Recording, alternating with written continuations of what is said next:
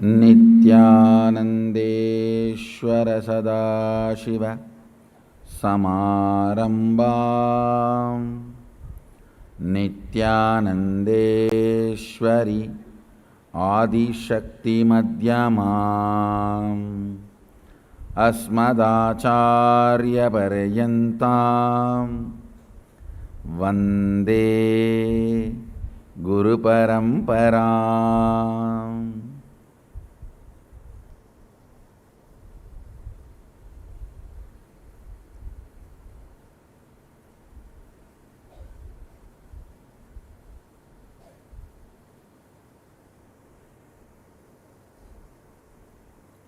I welcome you all with my love and respects.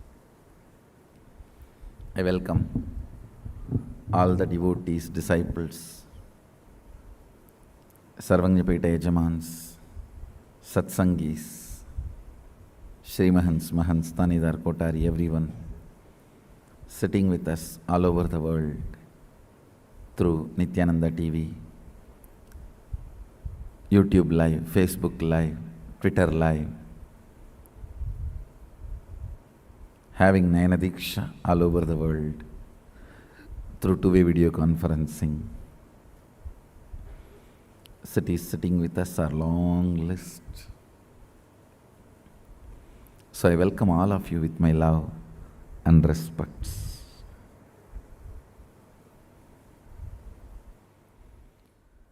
Today I am going to reveal Mahadeva Rahasya.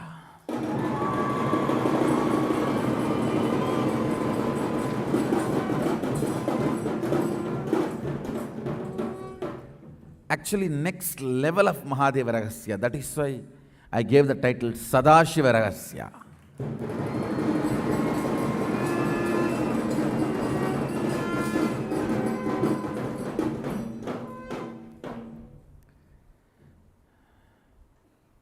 Let me give an introduction. How this has flowered. How this has happened in me. This SadaShiva Rahasya got revealed.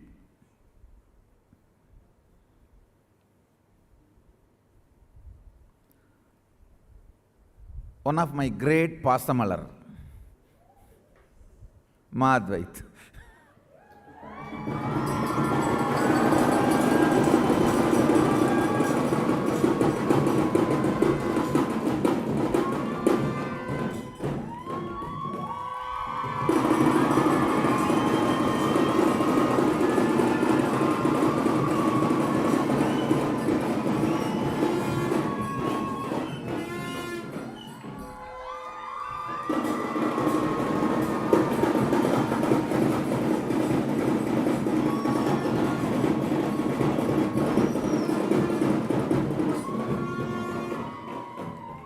My Didi.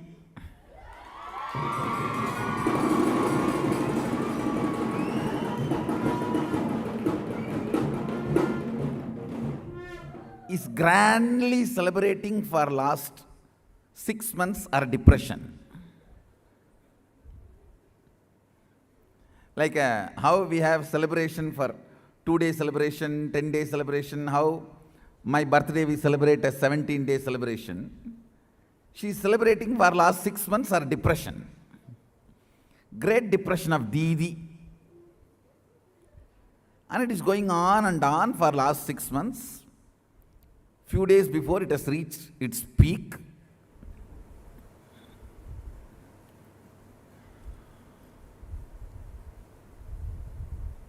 I was just resting in Samadhi yesterday. Actually, resting in Samadhi only, I attend some of these blessings in the Facebook page and all that. If you see the iPad, if you take it out from my room, you would have received thousands of likes, but you will not see any of my fingerprint on it, on the screen. In Samadhi, hands are not used, neither commands are used. Both fall in oneness. Whatever goes on here goes on there.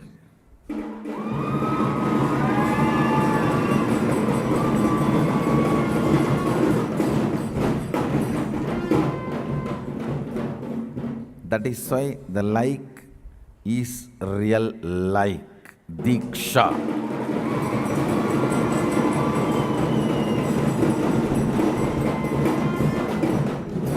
Love is a love energy.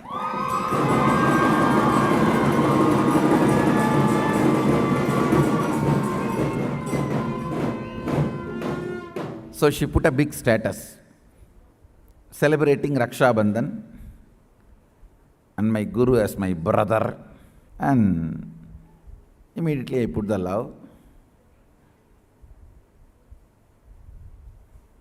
I just was contemplating, how can she be in stupid depression and celebrating it?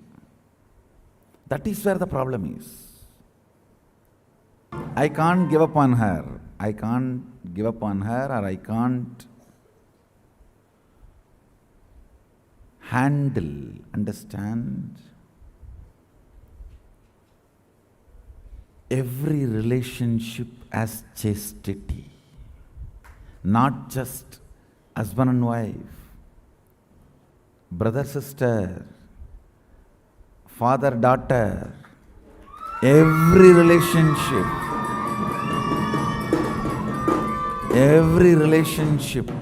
as chastity. A real brother cannot tolerate the suffering of a chaste sister. No. Understand? Pure stability dimension of consciousness. Consciousness has multiple dimensions. Ananta Kalyana Gunas. The achalatva, ultimate stability of the consciousness, manifesting in any relationship is chastity. Understand? Stability of the consciousness. Stability of consciousness means no matter will matter in front of the stability of consciousness. Understand? In Hindu tradition,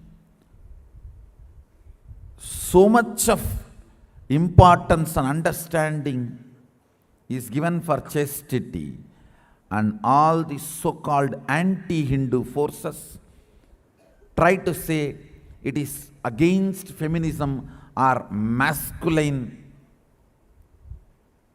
suppression or all the third-rate names they use. Please understand, no. The concept of chastity is not feminine suppression or suppression of the feminine energies or the method of controlling women. No, it is not anti-feministic idea. I tell you, the concept of chastity is the most powerful feministic idea. In front of the chastity of the Gandhari, Krishna collapsed. Incarnation could not save his son. In front of Gandhari, her chastity. Then understand the respect and reverence. The concept of chastity receives in Hindu tradition. Incarnation, Krishna. He used his veto power to stop Brahmastra, which is absolutely unheard. The highest veto power an incarnation has to rule over everything, he used on Brahmastra. Nobody can stop Brahmastra unless you are an incarnation. And even an incarnation has to declare his veto power. He used his veto power and stopped Brahmastra for the sake of his disciples' progeny, Arjuna's Vamsa, to grow. Why did he not use the same veto power for his own Vamsa and allowed his own Vamsa to be destroyed by Gandhari? See both the scene. It is only now boiling down to Vamsa Vriddhi. Aswathama want to destroy the whole Vamsa of Pandavas. Here Gandhari wants to destroy the whole Vamsa of Krishna. When it comes to his disciples' Vamsa, Pandavas' Vamsa, he used the veto power and stopped the Brahmastra and protected Parikshit.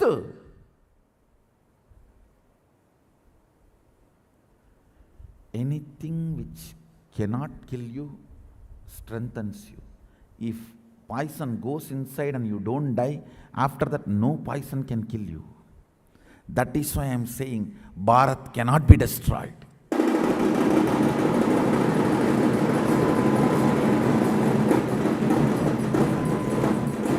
Because it is Parikshit's DNA. It is Parikshit's DNA. From Pinda, he took the DNA out and made the Vamsa. Biomemory of Pandava Vamsa, muscle memory of Yadu Vamsa, bioenergy of Krishna is Parikshit.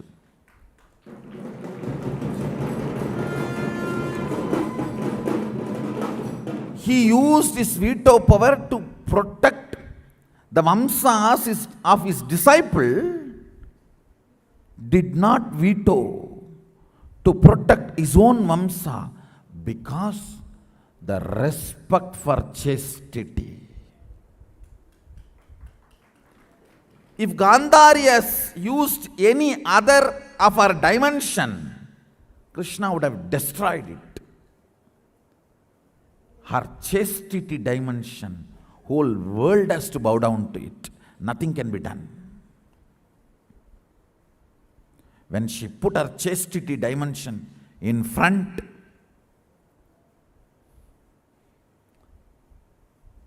she made the Sankalpa, keeping her chastity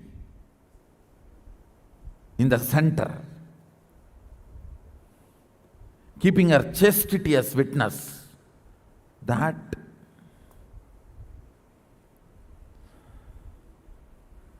even an incarnation could not use his veto power. He bowed down. He said, "Done, Mata." You should read that original sloka. Like a polite village boy, he says, "Done, Mata." He bows down and accepts the curse. Even though the curse is not just, her chastity is just. So nothing can be done when she puts her chastity in the front. I tell you, in Hindu tradition, 3 rains per month is supposed to happen. Between Purnima to Purnima, 3 rains should happen every month. கற்புடை பெண்டிற்கோர் மழை, வேதம் ஓதும் வேதியர்கோர் மழை, செங்கோல் வளையா செங்கணனுக்கோர் மழை.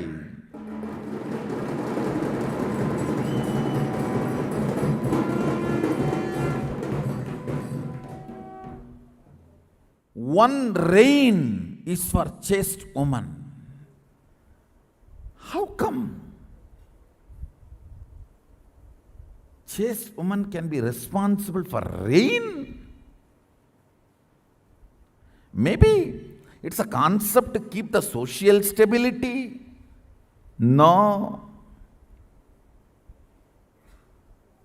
Man is logic. Words are his power. Woman is emotion. Her breathing is her power. Understand? Chaste breathing is a command given to cosmos. A pure Pandit, a pure Vedic Pandit, he need to give command only through his words. His chanting, his words will impact the universe. A chaste woman, her breathing will impact the universe. Understand?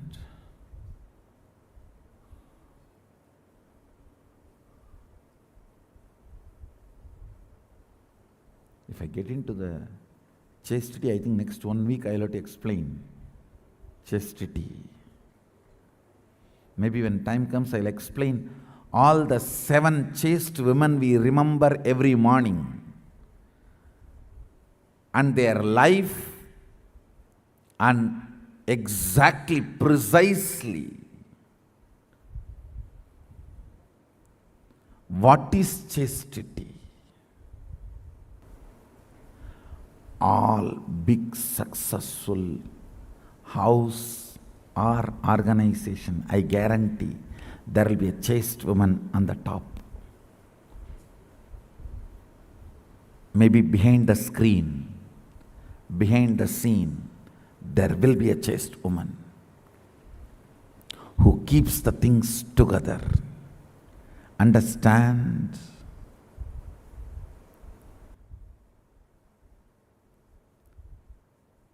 Chastity develops certain electricity in your breathing, which is a channel to command the cosmos. If you develop that electricity, your commands are simply obeyed by cosmos. I'll explain this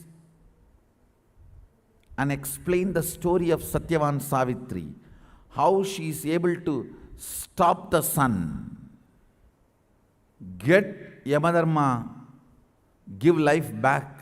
Even SadaShiva, to get the life back from Yamadharma, has to kill Yamadharma. He is not able to convince. He only has to go all out. But Savitri,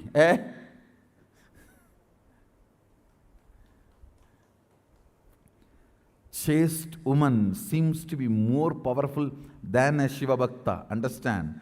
Even Markandeya has to go and hug the Shivalinga. But Savitri did not even call SadaShiva. She says, I am commanding, stop. God. And you guys are trying to say Hinduism is anti-women?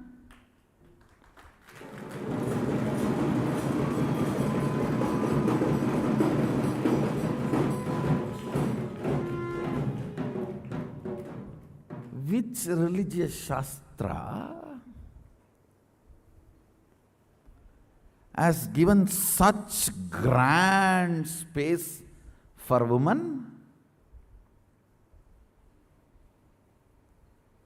I tell you, if you have a chaste woman in your life, I am not saying it should be only your wife relationship, even as a sister. Because chastity is a quality which radiates in all relationship, not just in one relationship. A chaste woman will be amazing mother, amazing sister, amazing daughter, an amazing administrator. Because it is ability to convert lust into relationship. Chastity is the alchemy process of converting lust into relationship.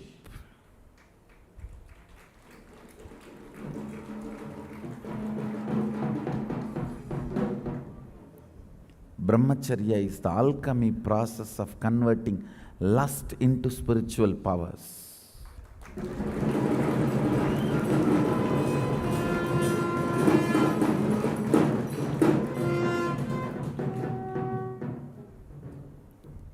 If you have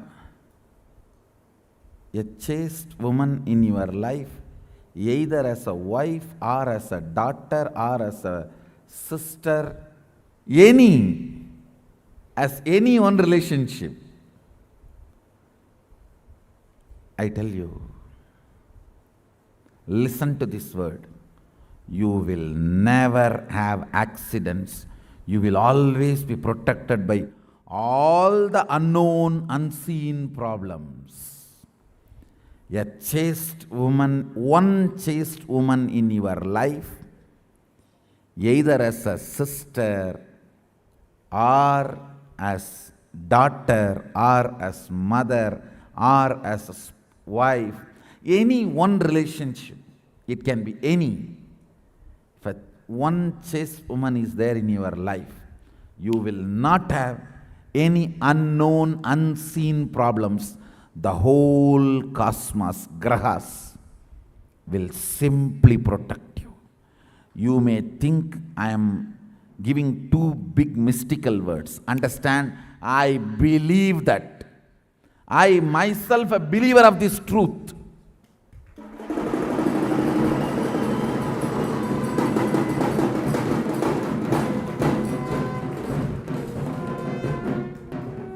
I myself a believer of this truth. The chastity of that woman. Let me define again the chastity. The achalatva dimension of consciousness manifesting in body and mind in all relationships is chastity. Man having the chaste women in their life, either as mother or daughter or sister or spouse or whatever, some relationship brings cosmic protection.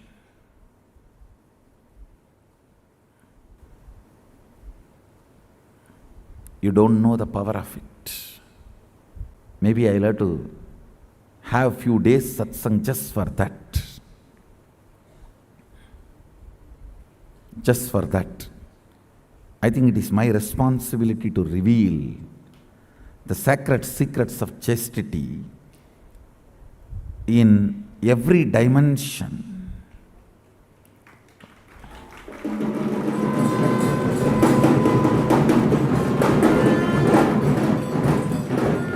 Whether it is in the angle of what is chastity for grihasthas and what is chastity for sannyasis.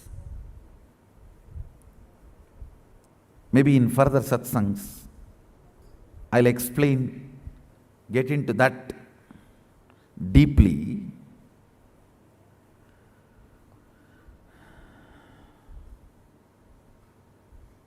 Let me come back to what I wanted to convey today. Surely, undoubtedly, absolutely, I have a chaste Didi, that is Mahadvaita.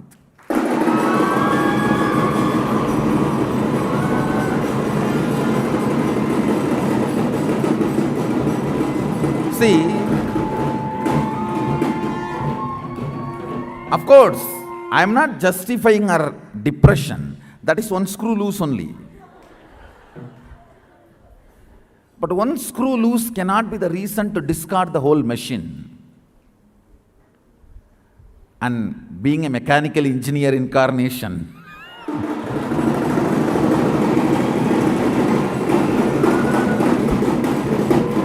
I think because I have to tighten many screws only, I think I studied mechanical engineering.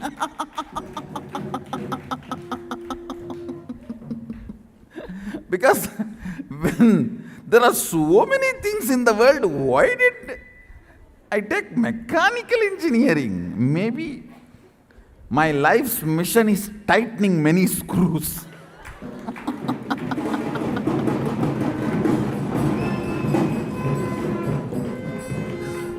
SadaShiva knows too many loose bolt nuts and screws will come.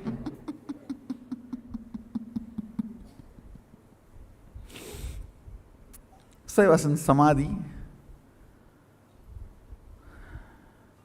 wanted to really solve our problem. And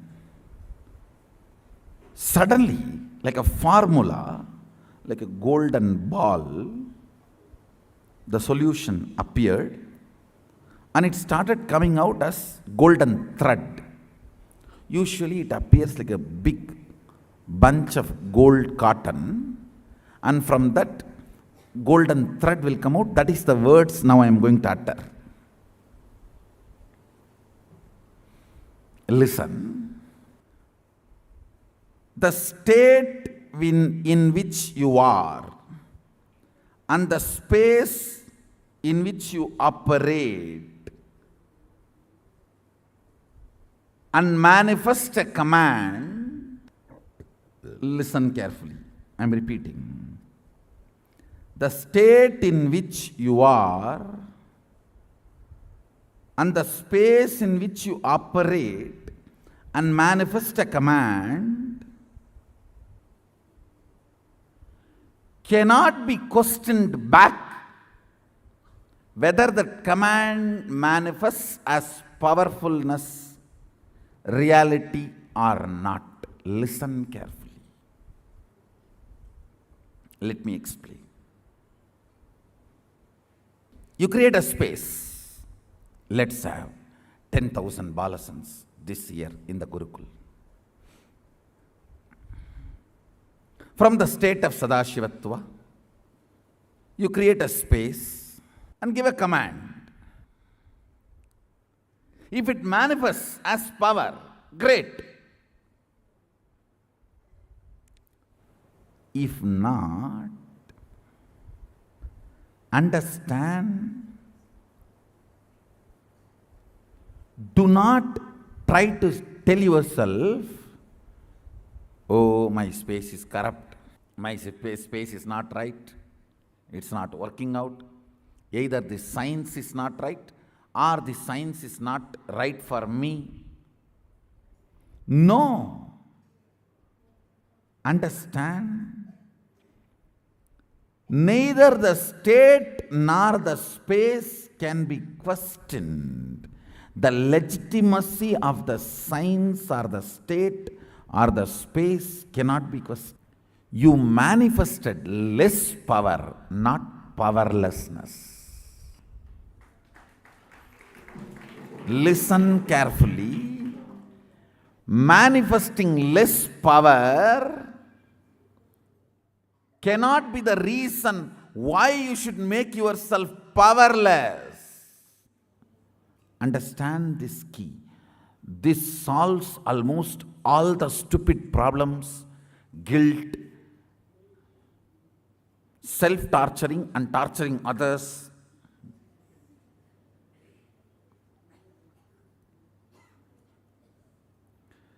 Like a chaste woman can uphold almost few thousand people, one unchaste woman can give suffering to millions of people. We have seen. Understand?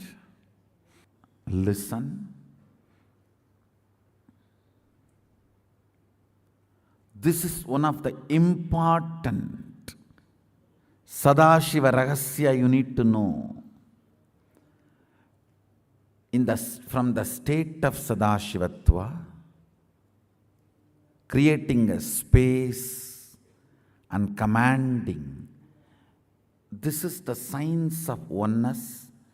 Whether you want to manifest the powers of teleportation, materialization, or you want to manifest your department work, or you want to manifest your educational skills, anything, we use this only as science. Not only in our Sangha, the whole Sanatana Hindu Dharma.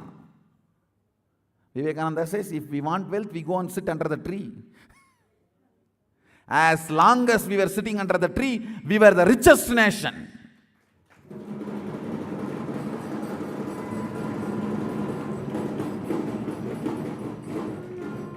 All those fellows who are challenging,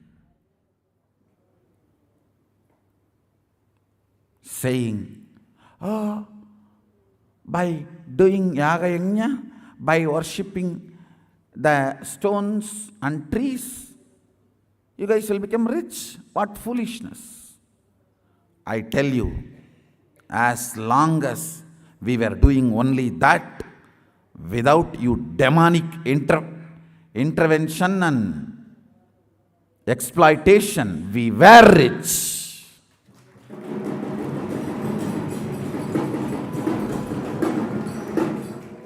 Till these demons entered and brutally attacked us, swindled, we were rich.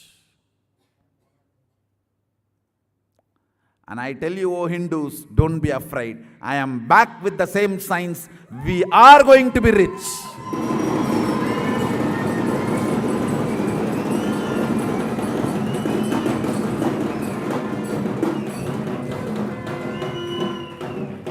It is not lost. Just the last minute climax, before it was going to be put off, have happened.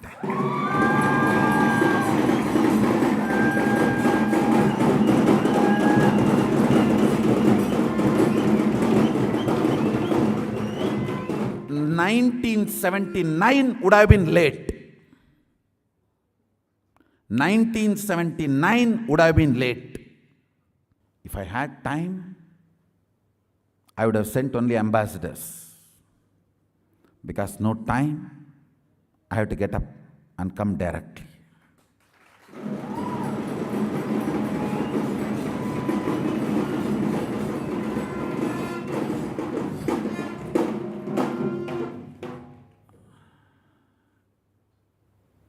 O Hindus, feel blessed. Science is not dead. It is available. I have everything needed to bring that science back to life and establish its legitimacy.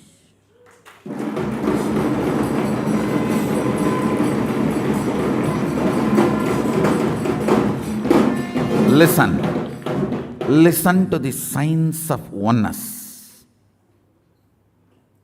and important understanding. One of the biggest clarity you need to have, SadaShiva Rahasya, where you collapse and how that is not right. Listen. The state from the Sadashivatva and space of Sadashivatva, creating a Sankalpa and manifesting it. All of us know this science. That's the foundation, fundamental of whether you want to manifest small hair clip or the jata or materialize pearls and diamonds. This is the same science. Not only in Nithyananda Satsang, in the whole Sanatana Hindu Dharma, this is the science we use. One of the biggest problem you go through is When you go to that state and create the space and command, if it does not become reality, immediately you question the legitimacy of the science or your ability to grasp, or the confusion and doubts and non-trusting. Finally, you beat yourself with powerlessness and collapse to the level you will never ever again have trust on this science or even try this science, or just so like a cat which has tasted hot milk, boiling milk once, will never go near the milk forever. Tenali Raman's story is there. The guy was supposed to feed milk to the cat. King gives a cow and the cat so that the rats will be less in the country. This fellow drinks all the milk, never gives a drop of milk to the cat, and that poor cat is almost in the verge of death. And king calls him and asks, "Hey, what are you doing? You are torturing your cat and not giving the milk." Tenali Raman says very politely, "Sir, I don't know, my cat does not drink milk at all." And king was shocked, and how can this be? Come on, bring the cat and bring the milk and keep. The cat runs like anything. King was shocked. How come a cat running so fast, seeing a milk? It is not dog or any other animal, and this fellow is running. And the more you try to take the milk plate near him, milk cup near him, more he is screaming, having anxiety attack. Then Tenali Raman says, "Oh Lord, I only did this just to tell you that what you are doing is foolish.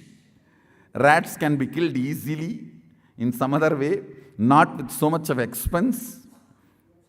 King asked, "How did you manage this scene?" Once I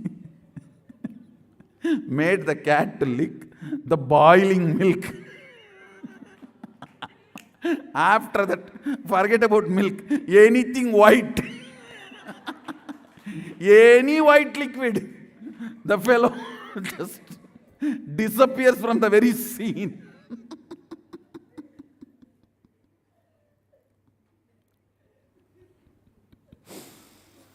Understand, if you beat yourself,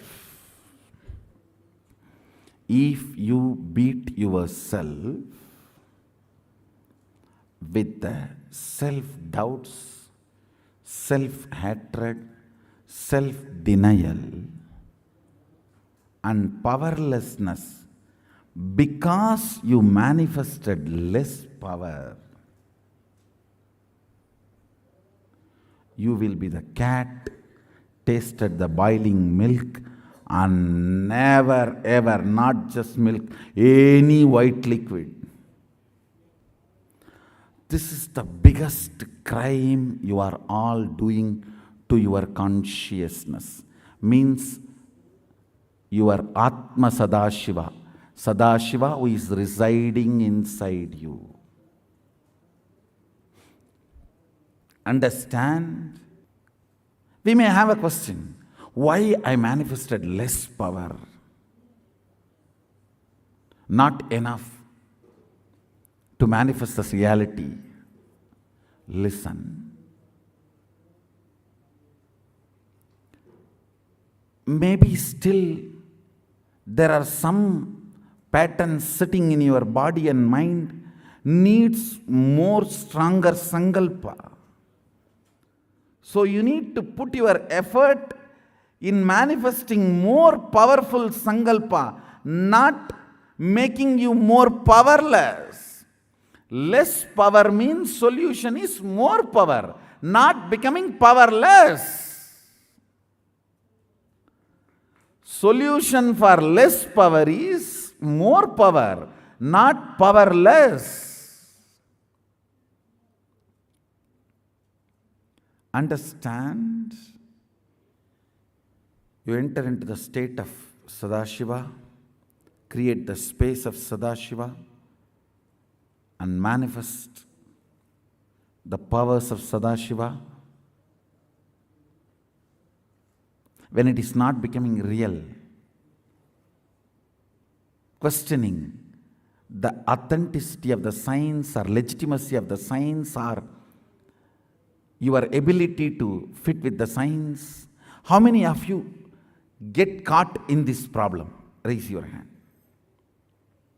Listen now. Listen carefully. You cannot doubt the state because it is my gift to you. You cannot escape from the state of SadaShiva. That is the truth.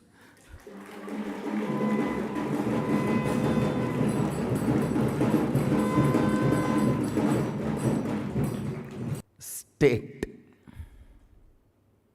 cannot be taken away from you. Even you cannot escape from it. Space may be filled with some of the unwanted patterns, so the command did not manifest immediately, completely. Understand? Then what is the solution? Create the command with more and more persistence. Understand? I am not using the word intensity. I am using the word persistence. In intensity, greed is more active than the consciousness. In persistence, consciousness is more active than the greed.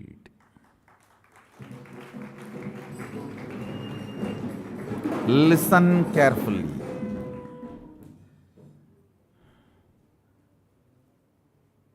You should all watch this satsang at least 5-6 times, because this is one of the very important SadaShiva Ragasya.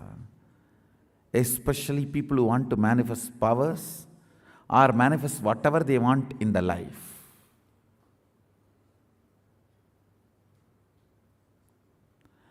Will persistence, not will intensity. Again, somebody made a statement. Ancient wisdom won't work. Wisdom has to be current. I don't know why all this comes only in front of my eyes. I have to answer all this. Are in Hindu tradition, current was, is, will be ancient.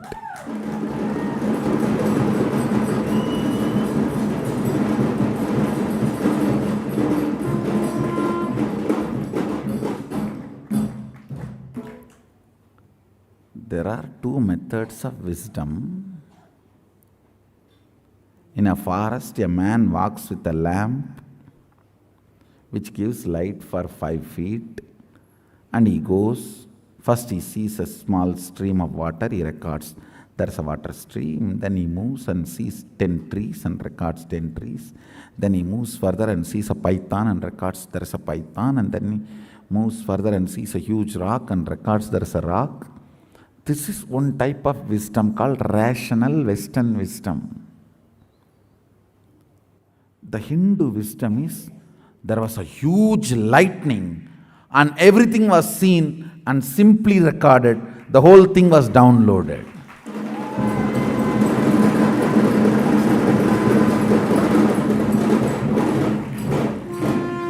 For the sake of SadaShiva, why don't you read little scripture before making all these big statements? Understand, Hindu wisdom is downloaded and recorded in absolute altogether-ness, not rational recordings in a ration way. No. That is why I am saying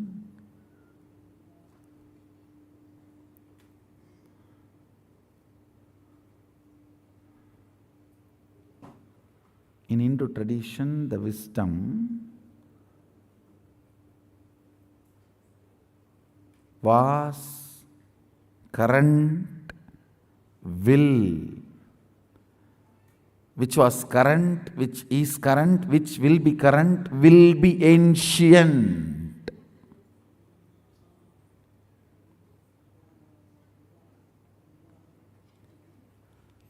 I tell you, when agamas were revealed, don't think all the items mentioned in agamas were available. And I tell you, there are many things which are mentioned in the agamas still not even invented. It is a vision document. Understand? It was current, is current, will be current.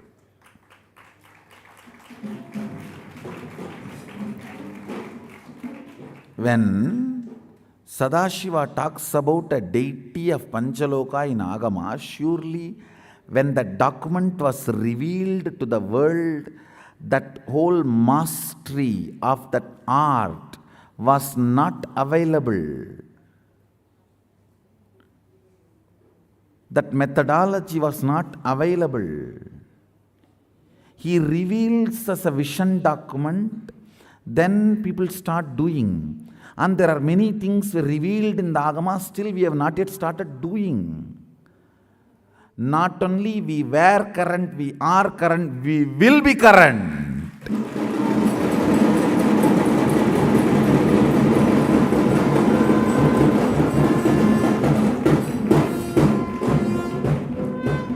Wisdom has to be current, not ancient, is okay if you utter from the context of Western civilization wisdom, which you are expert. I don't say no. But when that statement is given from the platform of representing ancient Indic, Hindu, Sanatana Dharma traditions, that is where the statement is completely false.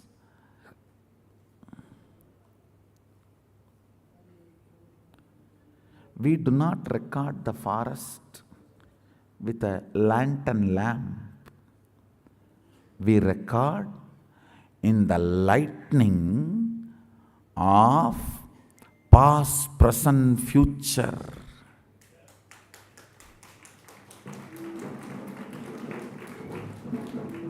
There is a Purana called Bhavishya Purana. The history of the future. Understand? There is a Purana called Bhavishya Purana.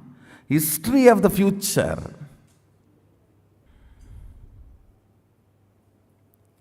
This wisdom I am revealing was current, is current, will be current.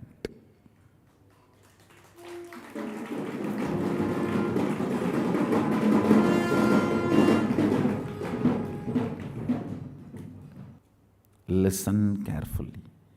I'll reveal the Mahadeva Ragasya once more. Whenever you get into the state of SadaShivatva, oneness, and create the space for certain happening and manifest that Sankalpa, the power. If it becomes reality, great. If not, know very clearly you manifested less power, So the solution is to manifest more power by will persistence, not beating yourself up with the powerlessness or self-doubt or self-hatred or self-denial. This is the SadaShiva Rahasya. Apply it. All your problems will be solved. You will go on manifesting SadaShivatva.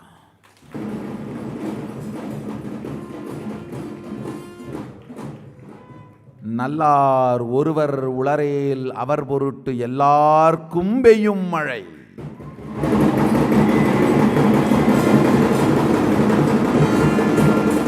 Means, listen, means even if there is a one good person to protect him and take care of him, the rain will come.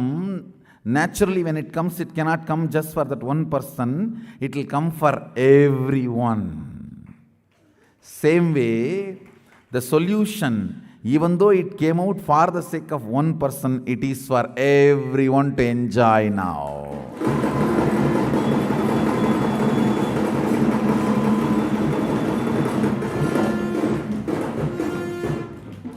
I'll expand deeper understandings of SadaShiva Rahasya in further satsangs. Today, the hashtag SadaShiva Rahasya, and tag me. I'll repeat once more. The state of Sadashivatva, oneness, and the space in which you create the Sankalpa and manifest as powers. If it manifests immediately, great, well and good. If not, you should know you manifested less power. So the solution is to manifest more power with will persistence, not beating yourself with a self-doubt, self-hatred, self-denial, and questioning the legitimacy of the signs or your ability to utilize and manifest and use these signs. State, space, and the signs is a gift, cannot be taken away. You can't give up on even if you want.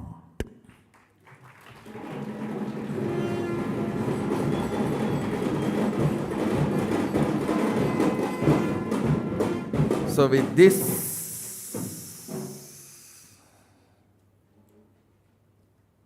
I bless you all. Let's all radiate with integrity, authenticity, responsibility, enriching, causing, living Shuddhadvaita Saivam, SadaShivoham, the eternal bliss, Nithyananda. Thank you. Be blissful.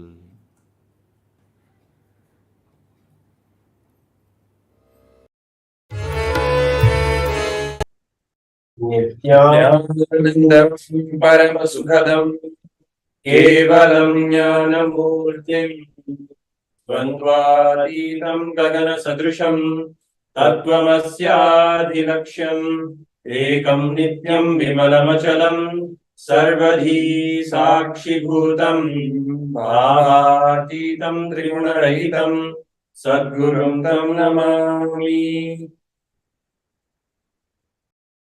Nithyanandam, everyone, we welcome all of you to today's exciting episode yet again on Nithyananda TV. I am Srinitya Brahmasukhananda Maharaj, and we have with us, as usual, Srinitya Rajananda Maharaj. He will be your co-host for the episode again today. So, as we have been discussing the entire series, we have been bringing to you about the civilizational, the changing paradigm, the civilizational paradigm in the whole international geopolitics. And in context to that, we have been bringing various topics. So today, the topic that we are bringing to you is the importance, the significance of the stable family, the stable Hindu families, and especially bringing out the economic utility of that, right? When we talk about the personal savings versus the family savings or dynasty savings, how this whole paradigm, how the whole economic angle, the economic utility of having a stable family in the ecosystem, how this civilization difference plays a role even in the day-to-day life economics, and how what it manifests as prosperity and the whole general happiness of the people, how the whole Hindu civilization is different from the Western civilization, from the modern civilization as we speak. So Maharaj, do you want to enrich the viewers a little bit about the information or the knowledge about this whole concept of the stability of the family and how it translates into the whole economics, right? Savings and all these aspects. Actually, the whole thing, whenever it comes to savings, people are always the difference that we are going to present here is the personal savings. It means that the wealth that you immediately, you want to save wealth for your personal gain or for personal things, for purchasing anything for yourself. The first thought when I have money coming in, the first thought that you have is actually the division where you will get to know whether you're making your savings personally or for the dynasty or for the family.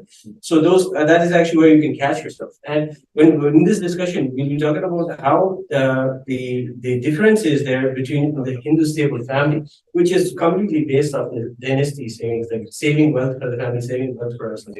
So let's listen to the words of the Supreme Court of the Hindus, or the Guru, and listen to how he tells about where this stable family concept relationships comes from. And what is the key difference we can even understand from how he teaches us? He says that it is something to do with the mental setup of the ability to trust.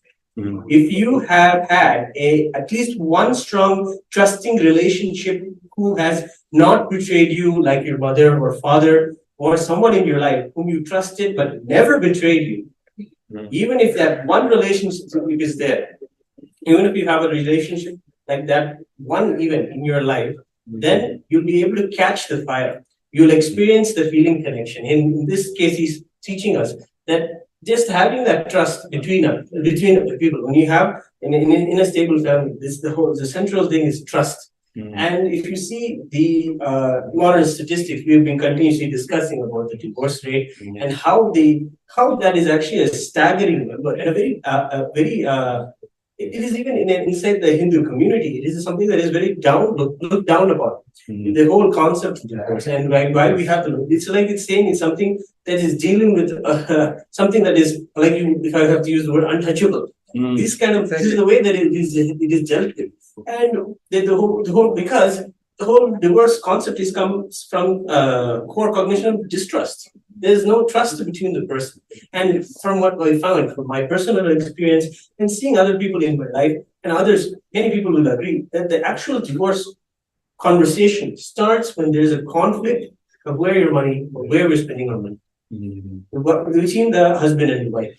I had a decision to have wealth for myself for this. You had a separate idea about it, and there are conflict will begin.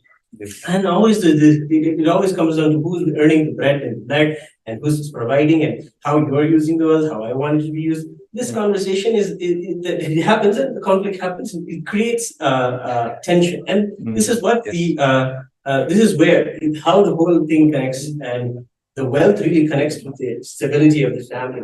And when you are in a stable family, like the stable Hindu family, what the Supreme Court is saying is the absolute truth. It is just being exposed to relationships who you're supposed to look up to. You're supposed to look up as a child to your parents and see the trust between them, the trust that you have that they are going to hold you together, hold you to a higher possibility for yourself, and that they are going to hold the best for each other. Every inch the child is watching the parents. Every decision they make, every word they speak, the child is watching, and they will do what they do. So that means the stability which the child experiences, in the growing stage, with both the parents being there, their presence stably and consistently and continuously being there, it also helps the child ultimately as an adult or even earlier to have better relationships, first with human beings, other human beings, and ultimately with God and Guru himself. Yes. Because unless that stability is provided by the family, the child itself or himself or herself would have those certain incompletions or trust issues or whatever it comes to when dealing with and when making relationships happen in their own life. Yes. So it naturally the relationship problems or whatever you want to call it between the parents or the absence of the one or two of the parents naturally translates to the similar patterns in the children itself, right? So that is the importance. That is just the you can say the psychological or the sociological. Then you're bringing out the economic. There's so many things to discuss about this thing, so many angles and perspectives. The economic aspect, the savings, and how do you look upon? How do you cognize wealth, right? Do you just consider money as just something related to your identity? Yes. Something which you can prove yourself with, right? I have more money. I'm the one who is earning. Yes. The kind of a tussle and the war between the couple itself, unfortunately happening now. This is completely opposite, completely against the whole notion of family savings and dynasty savings, where even no matter who is the bread owner, who gets the infrastructure, everything gets the resources, but ultimately wealth itself is for the entire lineage. It's not even the current family.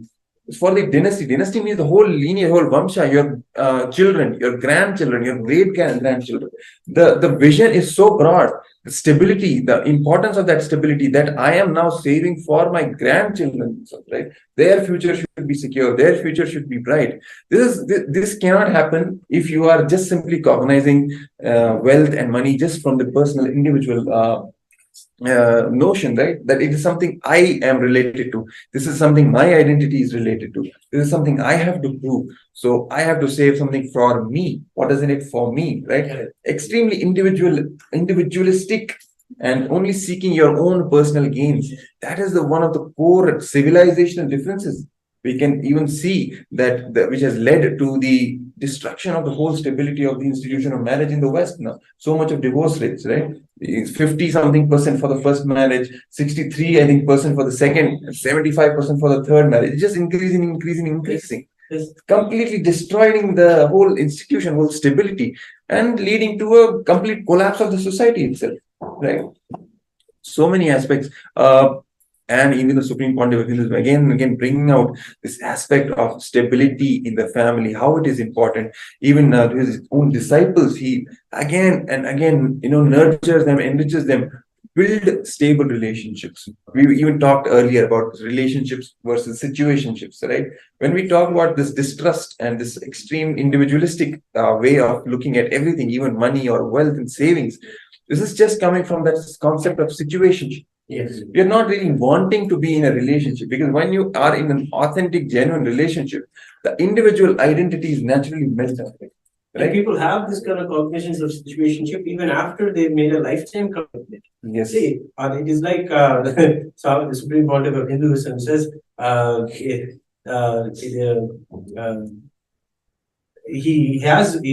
have to after the child is born in a family, then it is a non-bailable offense. You cannot have the divorce concept in your cognition at all. You cannot bring the situationship concept to a marriage, because it is going to that whole concept will destroy and affect the whole community. It's not just your immediate children. Your whole friends and your whole family will not be able to understand. Hey, we're not able to keep it together. You're not able to have make out your differences and come together and make it happen, make the family happen. That whole trust is just melted away, and that we just should become an example. When you have the word divorce behind your name, it is just a very black mark, even in the Hindu community. Just how can you have such a concept? It is not just like how it is the same as equal. I don't know if I can compare, but it's like if you are in the West, if you are having your grades in math, if you have anything below 90%, you're looked down upon. What's wrong with you?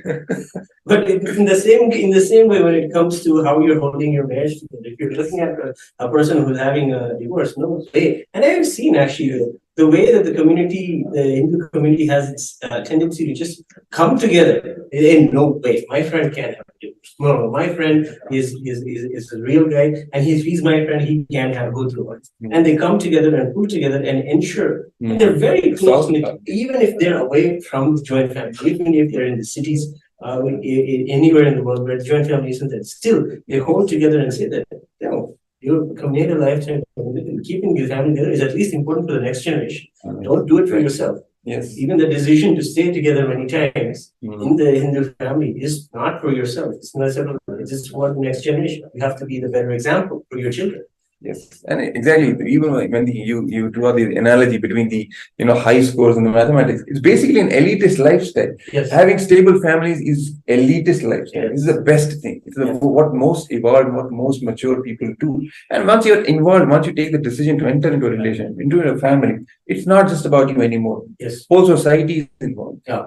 The family now becomes a unit, an engine. Even all these things we have discussed earlier, an engine to uphold dharma, to uphold artha, to uphold kama, to uphold moksha. All of these aims, the four purusharthas, to achieve them, family starts becoming that individual unit in the society to start that process. Right? And Maharaj, we just wanted to mention thanks to our people who are joining us in this conversation. Nithya Kalpurikshananda, a member who's been 2 years with us. Thank you for your comment. I think she's in her comment addressing Swamiji, who she's giving gratitude for. And of course, we are also grateful for all the context and the whole source of whatever we're discussing is based off the revival of Hinduism that the Supreme Pontiff is telling so much. And we have so much information going forward about the Hindu stable family, exactly Swamiji's words on the Hindu stable family. And also we have Tatiana, a member for 2 months, and she has nicely given a donation of $5. Thank you, Ma. Thank you for supporting Kailasa. And join the conversation, Ma, and let's have a look in at how our relationships are. And yes, Ma, continue. Exactly. We would love and to respond to all of your comments on your questions. Existing viewers were commenting. Thanks a lot, and continue to post your comments, any questions, any whatever you want us to discuss, anything. It's all for the enrichment of the people, to take Swamiji, to take the Supreme Pontiff of Hinduism, his message to as many people as possible. Because even in the current topic, what we're discussing about relationships, about stability of relationships, what their significance is for our own self and for the entire society.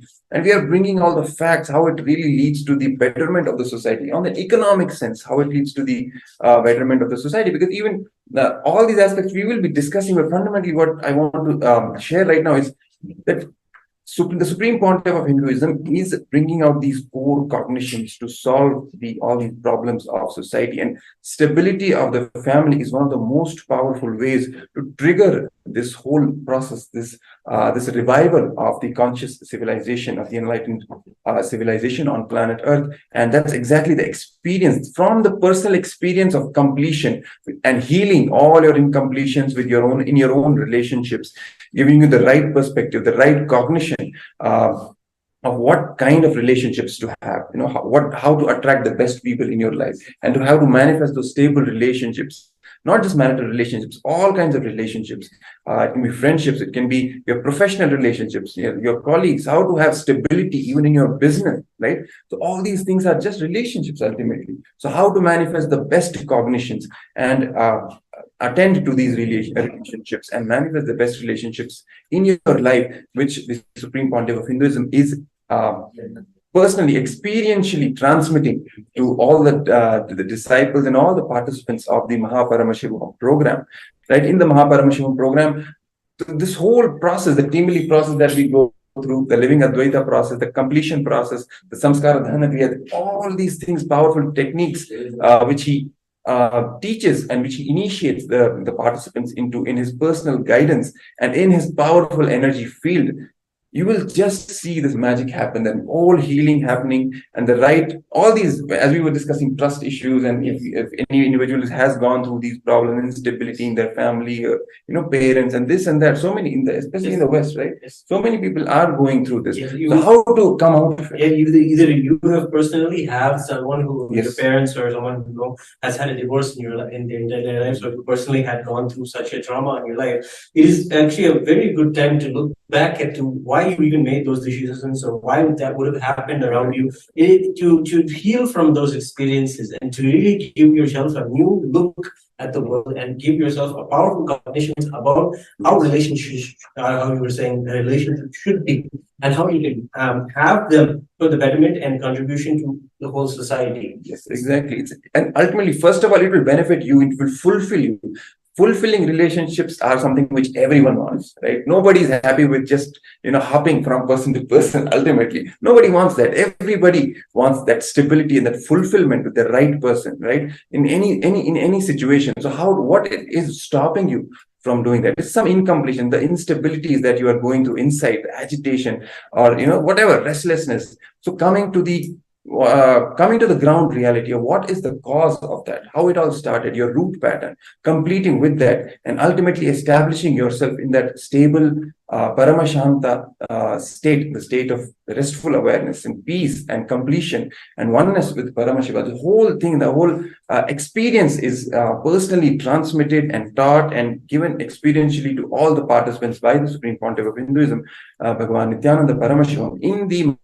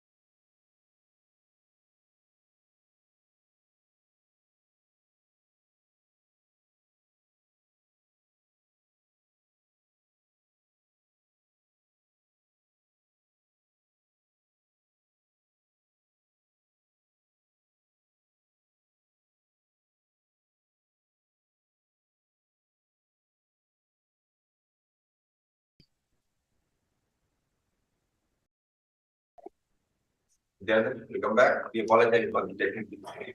So just before the switch happened, I just talked about the MahaParamashiva program.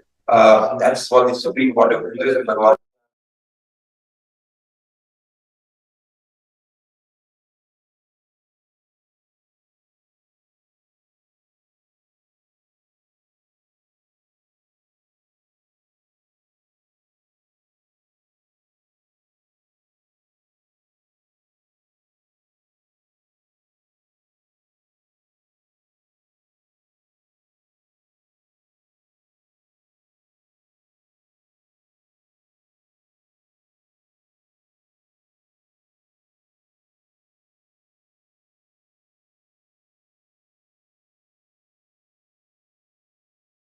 Be betrayed in your life from as you somebody is there that can betray you. This idea never existed in your life. If that was the case, that is exactly the promise of the Hindu state. That there is nothing that you people that you insert your trust in your whole life. You can rely on them and they will be there for you until you are handed over, until you are able to stand the way you want. That's simply the promise that is there given by a stable family. And it's held together by the secular union. And it is inside the MahaParamashivoham programs that the Supreme Council of Hinduism has throughout the years since MahaParamashiva, that to give people the possibility of taking their marriage into a new dimension. Literally understanding that our relationship, both of us right now, or both of us, the relationship is something more. It has more people, it has a community, it has extended family members, and it is more than that. We are literally a unit, a small population, in fact. And with this small population, what are we going to do? How are we going to move forward? And it is that way. So if you're a couple, and if you really want to really understand that, we can take the time to look back at your own relationship and rejuvenate it and have this conversation. It's actually a beautiful time to have this conversation when it comes to inside the MahaParamashiva program. And it's through the ritual of the Vedic marriages, and then those Vedic marriages take people through those Vedic marriages with authentic commitments that are done in the Vedic marriages. Those are all some of the topics that are discussed in this, some of the completion processes that are done inside the MahaParamashiva program. Just to even have the idea of a divorce. We had this amazing celebration of Meenakshi Tirukalyanam. Yes. And we did the same thing. That's what I was going to say again. I don't mind. Yes, you remember. That's the celebration of the celestial wedding between Devi Meenakshi and Sundareshwara Paramashiva, and what that invokes, how we can benefit from that in our own life, how to manage a stable, fulfilling relationship with our own partner, the right cognitions, take relationship to the next level, and how we experience it. I hope all people who are watching experience that, they celebrate that along with us. Because anyway, ultimately, the supreme part of Hinduism is sharing all these things, all these things, giving all these right cognitions to us about each and every aspect of our life, especially when it comes to relationships, what marriage really means in the Hindu context. Giving the right context to your marriage, your relationships, other relationships as well, so that you can cover your highest potential with that relationship, right? Making even that relationship as a tool, mutual tool for both the partners. Many people are there in that, whatever, let's say a friends group or a colleague or a professional or a company, how they can work together and manifest their highest potential, both individually and collectively. So completely taking the whole narrative about relationships to a Hindu narrative. Yes, yes. Right? That is what the Supreme Court is doing in the MahaParamashivoham program. So again, our urging, just if you want to manifest all the best possibilities, just scan the QR code and right back to them. Yes, and it requires a leader, basically. You do MahaParamashivoham. You become a person who's able to take these same solutions that you discovered in yourself, in the MahaParamashivoham, to all the members of your family, and you can really spearhead everyone to really cognizing why they are there, why we are together, what is the purpose of our unit, what is the purpose of what are we going to contribute, where are we contributing, why aren't we contributing enough? All these questions come, and it all is the reason where it is always inside the MahaParamashivoham. We get to look and we do the Kriya, like to our own thought currents, and seeing where these thought currents and these patterns that they're carrying are literally manifesting outside of us as situations in our families that lead to instability and divorce. And it is not like the whole Indian stable family system. Sometimes, if you see actually people are struggling, if you're inside a family right now, and you're seeing that the struggle is there, you see that we're not as successful as we want to be. We're not coming together and bringing success as we want to be. The MahaParamashivoham is to really help us move away from these kind of lower doctrines of the middle class mindset and come into the elitist kind of thinking that we are. Is again so many statistics that those are literally on the top of the world, contributing continuously to the world. They're the highest and most richest capacity.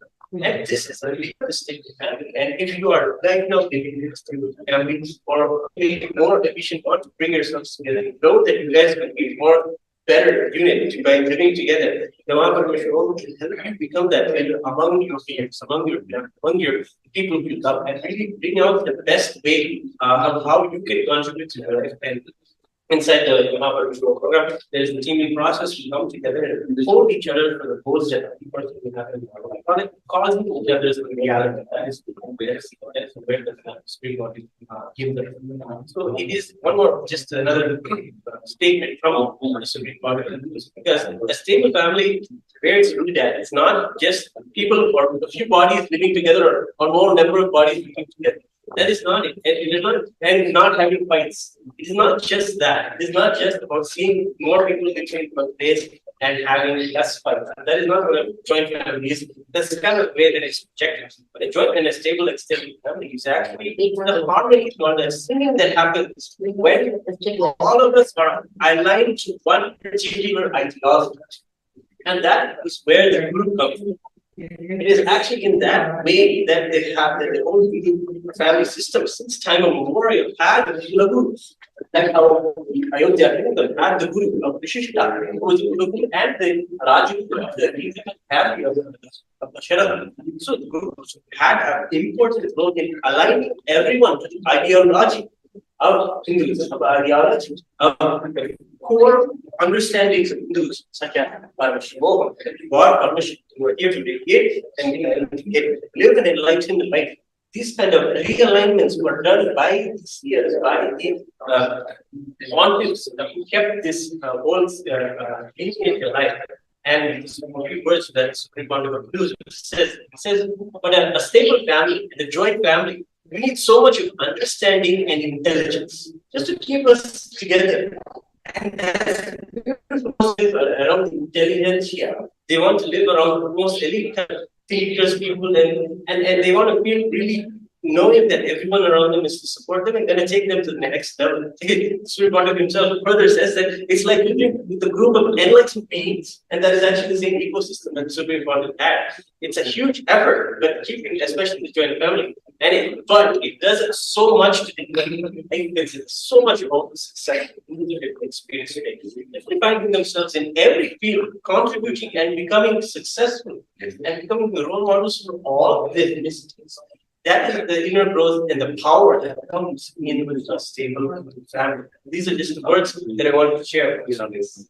In fact, it manifests all the aspects, all the dimensions, and also success of Hindus, even let's say in the United States, that the richest community, right? And the most stable families, least amount of jobs, again, for the Hindu community. When we talk about education, most amount of educated people from any single community is from basically 85% are having at least one graduate. So all these things, it's actually, you can pose a challenge, right? Anything, if you feel no, it's not because of stable family, it's because of X, Y, and Z reasons that they are so successful, they are so non-violent, no crime, nothing.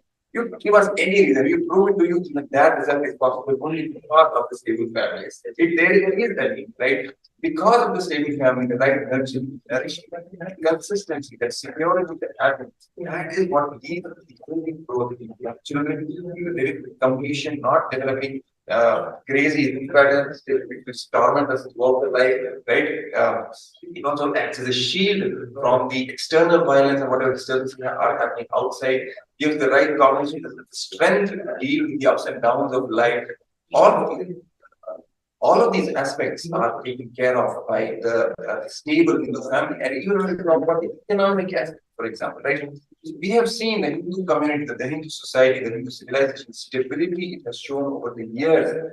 It is because of this stable family system, saving, realistic saving long term. Even now, when we are talking in terms of the stock market and this and the new kinds of investments and so much of risk that has been taken, but this quality of investing long term, creating stability in the family continues in the Hindu civilization. That's a civilization and different we are bringing up with the Supreme Pontiff, highlighting and cognizing and giving the cognition to all the other people, especially the part of the MahaParamashiva progress. Yes, Maharaj, actually, we have so many points more from the Supreme Pontiff of the advantage of having a stable family, even some of the research that he himself did that we wanted to share with all of you about stable families. If you just give us a few moments, take a short break, and we'll get back to you on this beautiful topic. Thank you.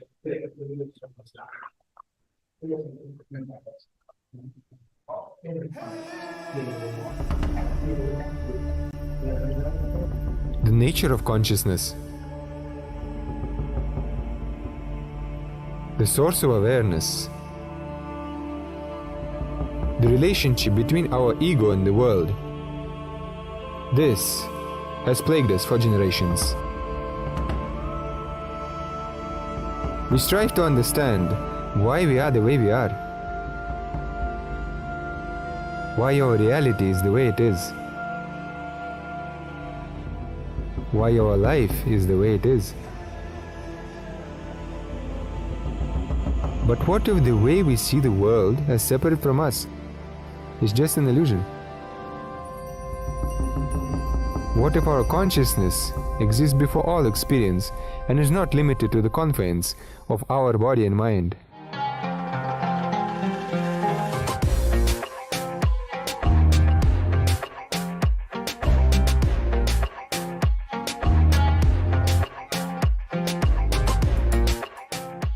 Today what I revealed is practically the whole Hinduism in a nutshell. If you make the column, you will see clearly most of your problems are internal non-understanding. When these internal non-understandings are cleared,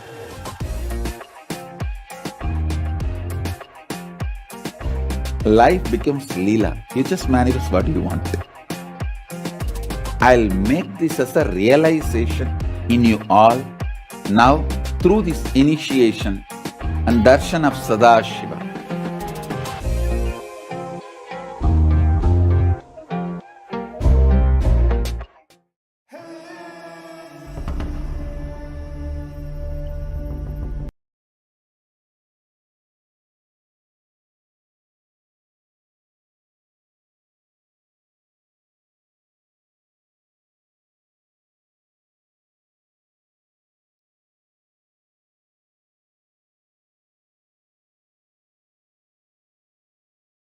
Life, health, wealth, relationships, outer world success, inner world success, peace, enlightenment. Everything is coming from that stability of the simple core unit of family, which is the unit of the enlightenment ecosystem itself, right? We have been sharing statistics, and even last we were discussing about the economic aspect, how the stability of the family, the importance of the stability of the family leads to a completely different kind of an economy itself, right?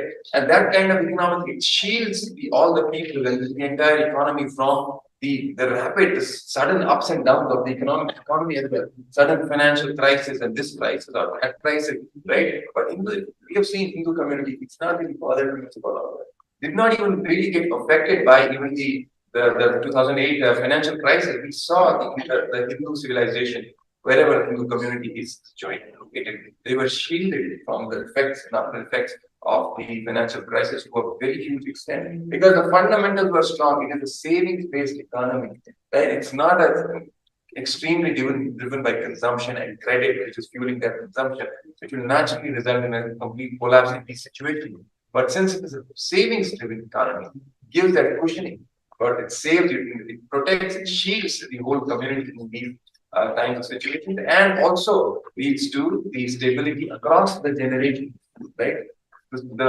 Giving the protectiveness, giving the security for the children to have a proper upbringing, to have that secure feeling, to really benefit, have the best time in their lives when they're growing up. And that is that level of completion really, which they carry throughout their whole life. The best contributors, the best, the most responsible leaders, just being the products of that stable ecosystem. That is important. We were just mentioning about gurus and how they actually take the whole ideology together. And in fact, if the Guru Sampradaya does this and keeps the whole context updated to giving the spiritual solutions from the Shastras to the modern day problems, or the way that we perceive problems as modern and we understand it. But even in Maharaj, I want to mention that the Kula Deva also plays a really significant role, especially when it comes to, for example, the real example I give is just the family can come together as an ideology of we worship this God, we worship Venkateshwara. Venkateshwara is our God, and it gives us so much compassion. He continuously showers on us.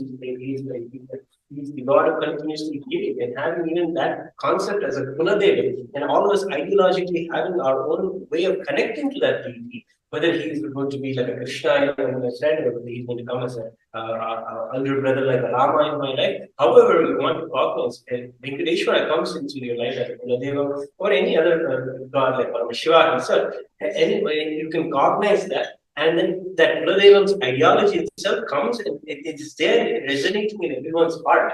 And everyone just, when you just talk, you can all just, that is how even they'll just come together and sing the songs of Venkateshwara, they sing the songs of Paramashiva together and come together because we resonate with that same ideology. This God means something more to me and to all of us together. It is literally in our DNA. Exactly, that's what I was. Yeah, but it's not just the level of ideology. That is, of course, there, right? Ideas, the understanding that the commonality, the common ground of those understandings, and the connection with the deity, the Kuladeva, the family deity. But it is actually something which is there in the DNA level as well. the cognitions which the Kula Devata, the family deity represents, they are carried on from generation to generation in our DNA. Right? The whole system, even from this in little small little detail, we can take the whole Putra system is based on this, right? Carrying the same DNA footprint of a particular Putra, and how when you marry across these Gotras and how the intermingling happens, and for the best results, how this intermingling has to happen, who can marry who, and for what results. Whole science is what humans have mastered, and it needs to be told to the whole world how this stability is manifested, how it is even possible. Right? It is possible. It has happened throughout the human history, which also needs to be shared and properly, articulated to all the people, especially the young youth who are out there curious, who want to know all these things, all the things. What really generated the best geniuses of the Hindu society, right? The Adi Shankara, Ramanuja, all these people, Aryabhatta in science, mathematics, all these people. How is it even possible to have such genius? And how these stable families have actually manifested, how the stability is even possible, how Gotras plays the role in that, how the DNA footprint carried on from generation to generation plays a role in that, right? Scientifically. Right? In the whole concept of Kulu Devata, what role it plays in this whole stability, how it creates the stability, how it makes the manifestation of the best gene, the best DNA, keeping that DNA alive from generation to generation, actually making it better and better, right? To make the next generation even more genius than the previous generations. All these aspects have to be brought out. That's exactly what the Supreme Pontiff of Hinduism, Bhagavan Nithyananda Paramashivoham, is doing. Keeping this whole science alive, reviving it. That's exactly what you're saying, right? But the ecosystem is ultimately kept alive only by gurus. And this, now, today, we have an incarnation of Paramashiva, the Supreme Pontiff of Hinduism, Bhagavan Nithyananda Paramashivoham, who is reviving the entire science, the super science of Sanatana Dharma on the planet Earth. All these things, all these aspects, bringing out the scientifically, giving the Hinduism scientific legitimacy in each of these aspects, how this really works and how this is time-tested, foolproof system of living life the best possible way on the planet Earth for the right purpose. That's exactly what Hinduism is, and that is what the Supreme Pontiff of Hinduism, Bhagavan Nithyananda Paramashiva, is proving experientially in the MahaParamashiva programs. Right? Yes. And a small light note, you can see that the whole Paramashiva program in the presence of Swamiji is like a joy, spiritual joy. You get to see all the aspects, and of course, they're all filled with a lot of little joke on how people have in their marriages, small conflicts, and Swamiji just puts them in such a light tone and brings them to us in small stories, in small jokes. And I just wanted to share one important one. Supreme Pontiff of Hinduism shares that Hindu marriages happen for so many reasons other than love. I can say that almost if there are 200 reasons why you married, who you married, and pen them down, other than love, everything will be there. Here's a little joke that he says. He says, one man says, I got married because I was tired of cooking, cleaning the home, and washing clothes. And then another man tells him, amazing, I got divorced for the same reason. I was tired of cooking, cleaning, and washing the clothes. And some people said, that is not why you should get married. He says, if you need someone to wash your clothes, buy a washing machine, buy a dishwasher, buy a vacuum cleaner. You don't get married just for these things, or you don't just get married just to do these things. And in the same way, he brings it back. He tells these kind of jokes, but he brings it to a beautiful context. He says, don't have the same utility and value to life. He says, don't treat life with this constant, like you're having a marriage.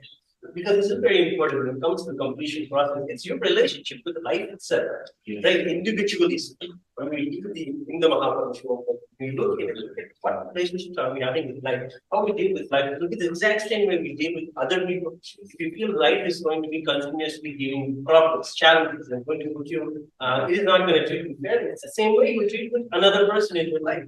So in the same way, life, you will constantly nag into your life and say, constantly nagging, life is unjust, I'm not given what I want, I am not given what I am qualified for, it doesn't work. It's like this, and you constantly nagging like a baby towards your own life. life would treat you in the same way. You have to behave like this. Behave one of the Hinduism says that you have to behave with life like a friend. Don't cry all the time. Deal with life as something that is always contributing to you. This is the way that we do the program. We do the completion. We rebuild the identity we have, and we build ourselves authentically. And we don't constantly nag that. And this is where the individual people have this stability inside themselves.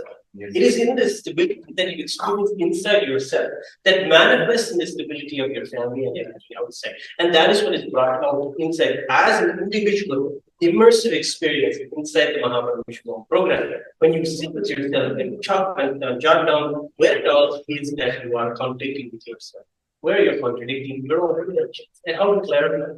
So he also says that a stable family and a joint family, as he said, you get to have so much of understanding. So just inviting more people to the program itself. See, we have for example, in your life, you would have seen many people, example, one of the reasons why this Supreme Pontiff says that how he was benefited from a joint family situation, the person he shares also.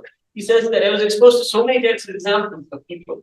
He says that I saw people doing the worst mistakes in their life in my family, and what happens as a consequence, how the family deals with him. Oh my God, he did this one thing. I cannot handle myself like that. And how they stay away from the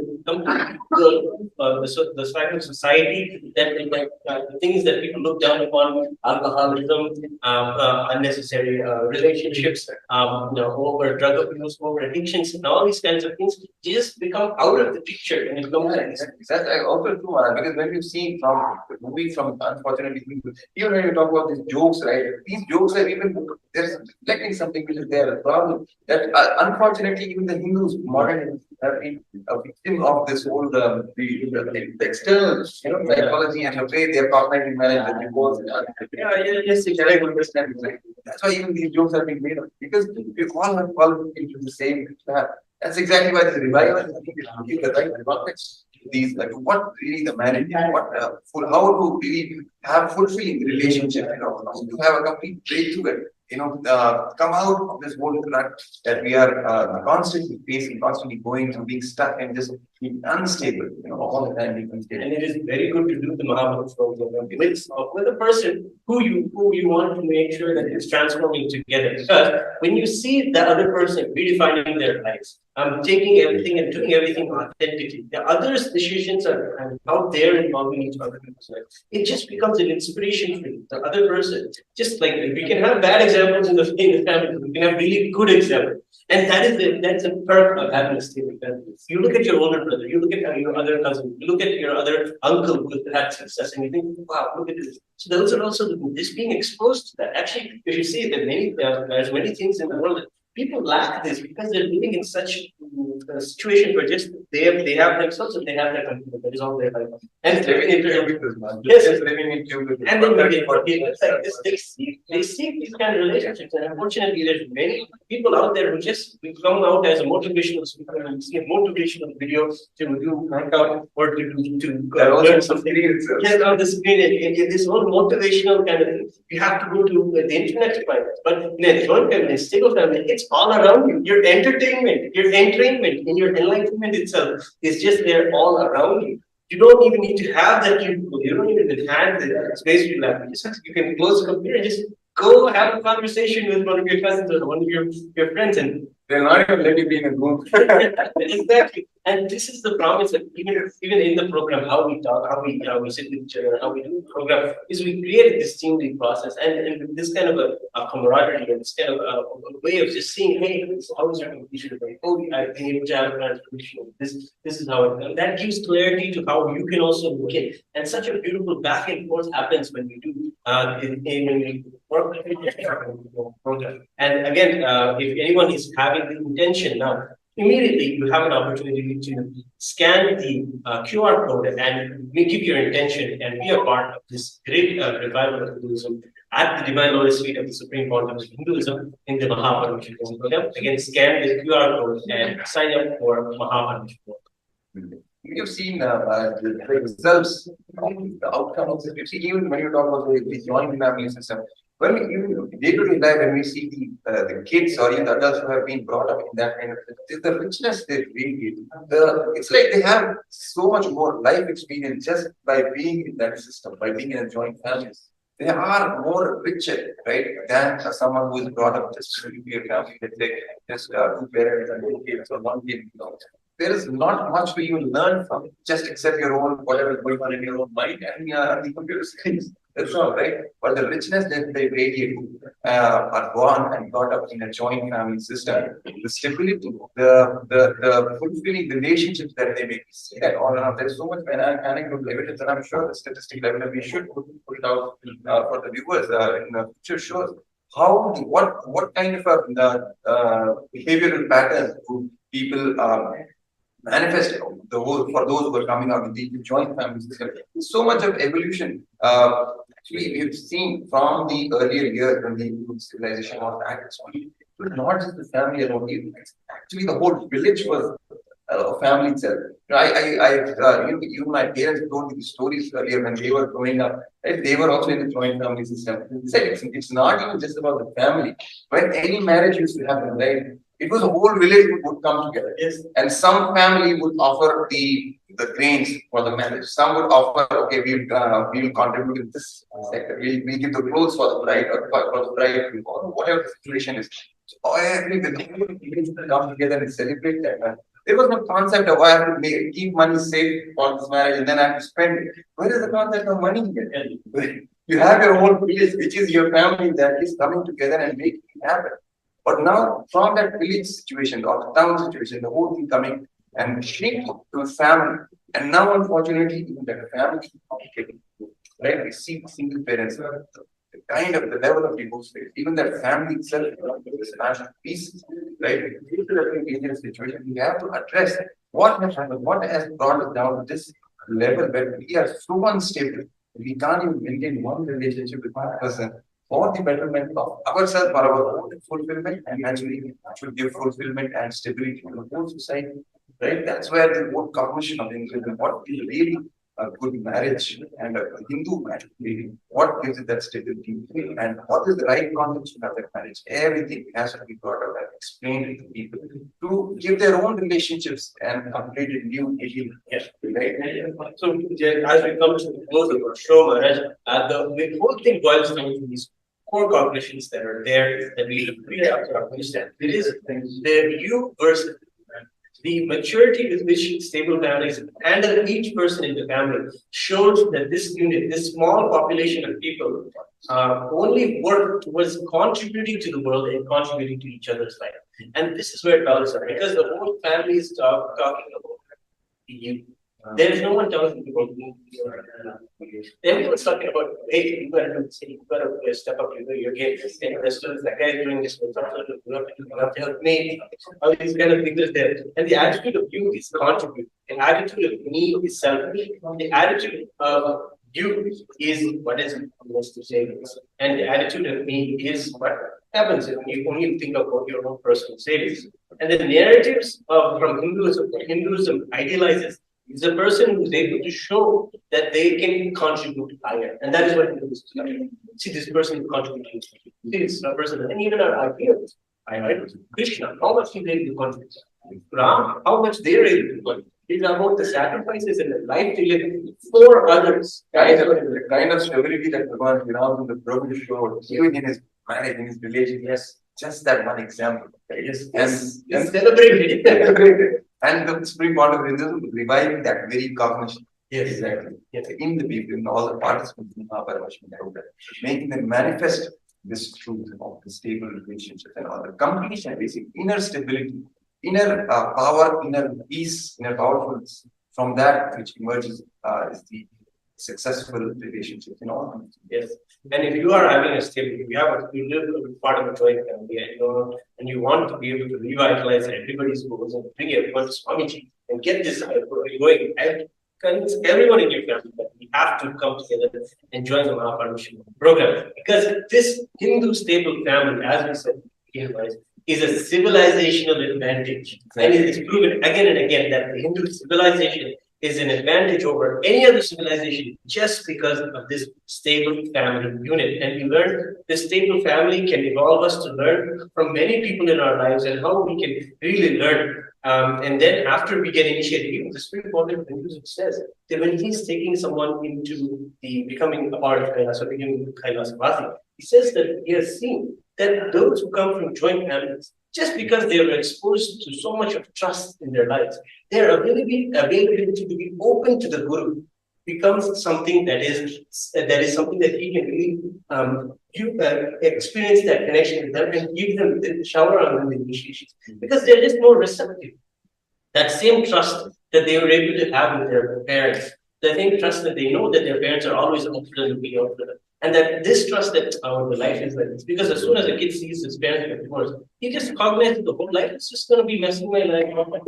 And that creates so much of trauma. But a person who doesn't have that, who has lived with stable family and stable parents, has that trust that people out there, life is out there to support people, will reflect in their relationship with their Guru. And when they approach the Guru, as Swamiji himself says many times, that he's able to see that when he gives them initiation, they're able to grasp much better. They're able to manifest the powers. They're able to take that initiation and really manifest more in their lives. I even remember making that statement once that the best sannyasis that I have are from the best families. That just shows not just the outer world's benefit, even the inner world, right? The best that can happen to you is a stable family, a strong, powerful, nourishing family that can even give you a break in your sannyas, the ultimate spiritual goal, the spiritual paths, benefit from each and every dimension. Please continue. And actually, coming to the close today, just another invitation. Actually, doing the MahaParamashivoham program is itself. Why we want to say these things? Because becoming part of Kailasa is becoming part of us. That family beyond us. And it's really unfortunately, easier persons are doing so much to say that Hindu groups are out there to isolate you from your family and create a cult around you. Because of wrong, false narratives are gone. Hindu groups are part of the ideology and they are all for keeping families stable together. And we have seen so many countless examples of people who have come to join Kailasa, who have seen them bring one by one member into their family, have a greater connection to the and then we have a greater connection to the group, and then be able to take that and bring it to the rest of their temples. And then you can see that it's one thing like parents. They many people have say that anything. You can tell an example. That's not how we had the same kind of problem as a parent got parting with his son. Give an example in the same way how Guru Vishishta really took the responsibility. Exactly. Like, see, the whole system of Hindu marriage, it has so much of depth. The whole purpose of marriage, why you bring up the children, for what purpose, and how to really, take care of them. What to do once you have a child. Till how many years you have to keep the child with you, and after that, when you send the children to Gurukul, then the whole concept that in Hinduism. Once the child goes with the Guru, then parents are not necessarily important to the child. Then it is the Guru who is taking care of the child and to take the child to the next level of consciousness itself. That's what happened in the case of Dasharatha, right? When Sri Rama went to the Guru and he went to meet Sri Rama. The Guru, Vasishtha, he did not even allow King Dasharatha to enter the ashram, to enter the Gurukul. That's the importance of this whole system of not just the Hindu marriage, the whole ecosystem which is kept alive, and all the aspects which are kept alive, and which are now being revived by the Supreme Congress. Paramashiva. And then actually the whole thing boils down to the violence experience. We may have so much of fear, and we have to complex that this fear is actually a lot to do with the rooted in the violence that we have with ourselves, or the violence that we see around here. It adds a lot of anger and frustration, etc. So that's what results in so many conflicts and the divorce rates happening. So in the MahaParamashivoham, we have a chance to look at the narrative of violence that we have built inside our life and really take that out and literally look at our life again in the space of completion and remove and heal from all this violence. And when the individual we individually heal from this violence and we carry ourselves, little frustrations and anger in the inner side we may experience, but it does result in the world around us. And when we attend to this and in the MahaParamashivoham program, this violence that is healed inside us through the divine grace that just happens as a miracle in the presence of the the violence is there just in our muscles, in the way we behave, it's just in the way we even perspire, in the way that yoga and the way that new sciences heal us from the violence that is there in us. That reflects in the transformation of the individual. And when that happens, that same transformation will change the narrative in a civilization context. The whole civilization can shift, and we will be operating from the state that the Supreme Court is telling when it comes to reviving the universe. The first point that we've always seen in general is ahimsa, paramo dharma. He says that it is in this space of non-violence. He cherishes. That is the resonating message of ahimsa is the greatest non-violence. And we will be able to experience that space for ourselves, create that kind of a human for provide that for everyone around us. And it is this ahimsa that is the very founding principle of Kailasan. Principle of Kailasan, fundamental principle of Hinduism itself. It is only when we manifest this ultimate, the non-violent space inside the peace. It is only that which forms the bedrock of all the stability that we manifest even outside, right? In all our relationships, in all our health, wealth, all the situations in our life, it forms the fundamental of our own, not just our own individual narrative, but when we come together as in collective integrity and collective responsibility as a society, as an ecosystem, it forms the grand narrative of our own civilization itself. Fundamental in non-violence. Only from that non-violence, only from that space of completion, everything, the best things in life humanity. We can talk about countless number of dimensions. Today we are talking about the stability of the family and how it reflects and gives that ultimate benefits and ultimate utility to the civilization itself, the economic aspect, the social aspect, the spiritual aspect, the bringing out of children, all these aspects, even the education, the crime rate, everything boils down to that fundamental of space that we carry inside us. The non-violent completion space that we carry inside us. That's what is the hallmark, the fundamental principle which defines the Hindu civilization and the Hindu grand narrative. Everything else is the byproduct, right? Everything else is the benefits, the outcome of that space of non-violence. Ahimsa, paramo dharma, as mentioned, it is given, glorified in our scripture. Hindus are the most non-violent, the most contributing people on the planet. It is actually because of ahimsa, because of non-violence, there is a greater civilization because we have that as the core principle of our religion. And that is what is being that is making Hindus successful today, and it is a core principle of the revival of the tradition that's happening in Kailasan by the Supreme Court of Hinduism. We have one of our members giving a comment. Tatiana is telling, I think we have to teach in schools the subject of healthy family and marriage based on Vedic philosophy, and it can help our society. Definitely. Thank you so much. Thank you so much for it. It's a very valuable comment and we accept it. We attest it, and that's exactly what the Supreme Court of Hinduism is teaching the world, the entire world. And even in the Gurukul, the students in the Nithyananda, they are taught all these lessons about cognition, which the Supreme Court of Hinduism shares. They are taught all these cognitions about relationships, how to build powerful relationships based on completion, space of completion, and full responsibility, the space of responsibility, being manifesting the leadership consciousness in your own relationships as well. All the best things is teaching. It is these cognitions which the graduates of Nithyananda group are brought up with, right? That's what they have carried the cognition with, when they are manifesting, becoming leaders and all that aspects of life today. So that's already what the Supreme Court of Hinduism is doing. That's why we're urging again and again people who get on just come and experience what the Supreme Court of Hinduism has to share, has to give you experience in the MahaParamashivoham program. And once it initiates, he will take to a completely new level, and you will see all these benefits, all these dimensions, and then you will sing the glory like we are singing right now, and you will end the world with people. And just that you have experienced all these things once, and that's why we're asking you to sign up for the MahaParamashiva program, which is going to start on May 15th. And for that, the QR code is being projected at the bottom of your screen. Please scan the QR code and fill the intention form of Paramashiva program. Yes. Yes, sir. I think that we have come to a conclusion. Thank you for the conversation. It's been very nice.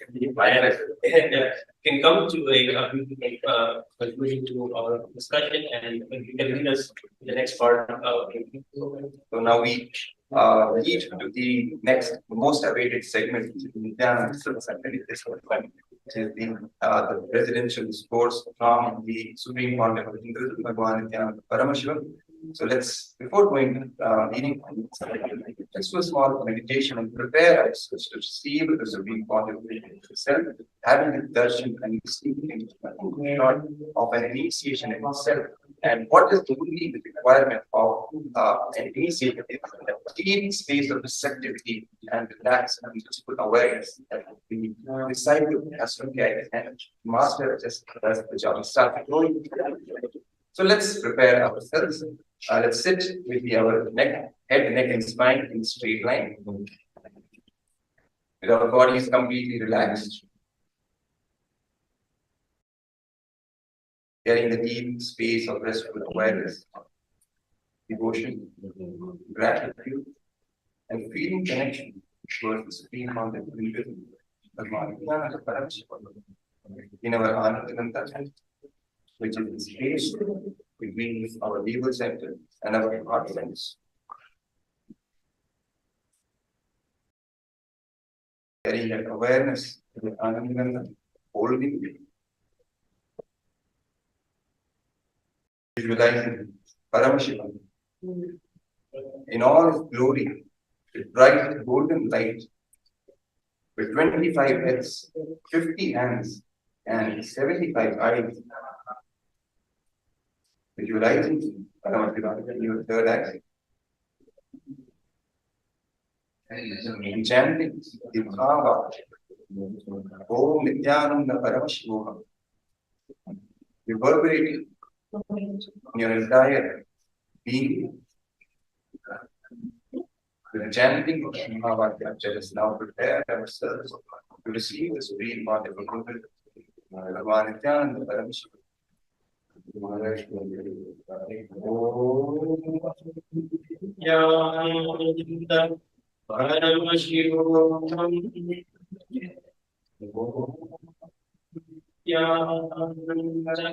Paramashivoham.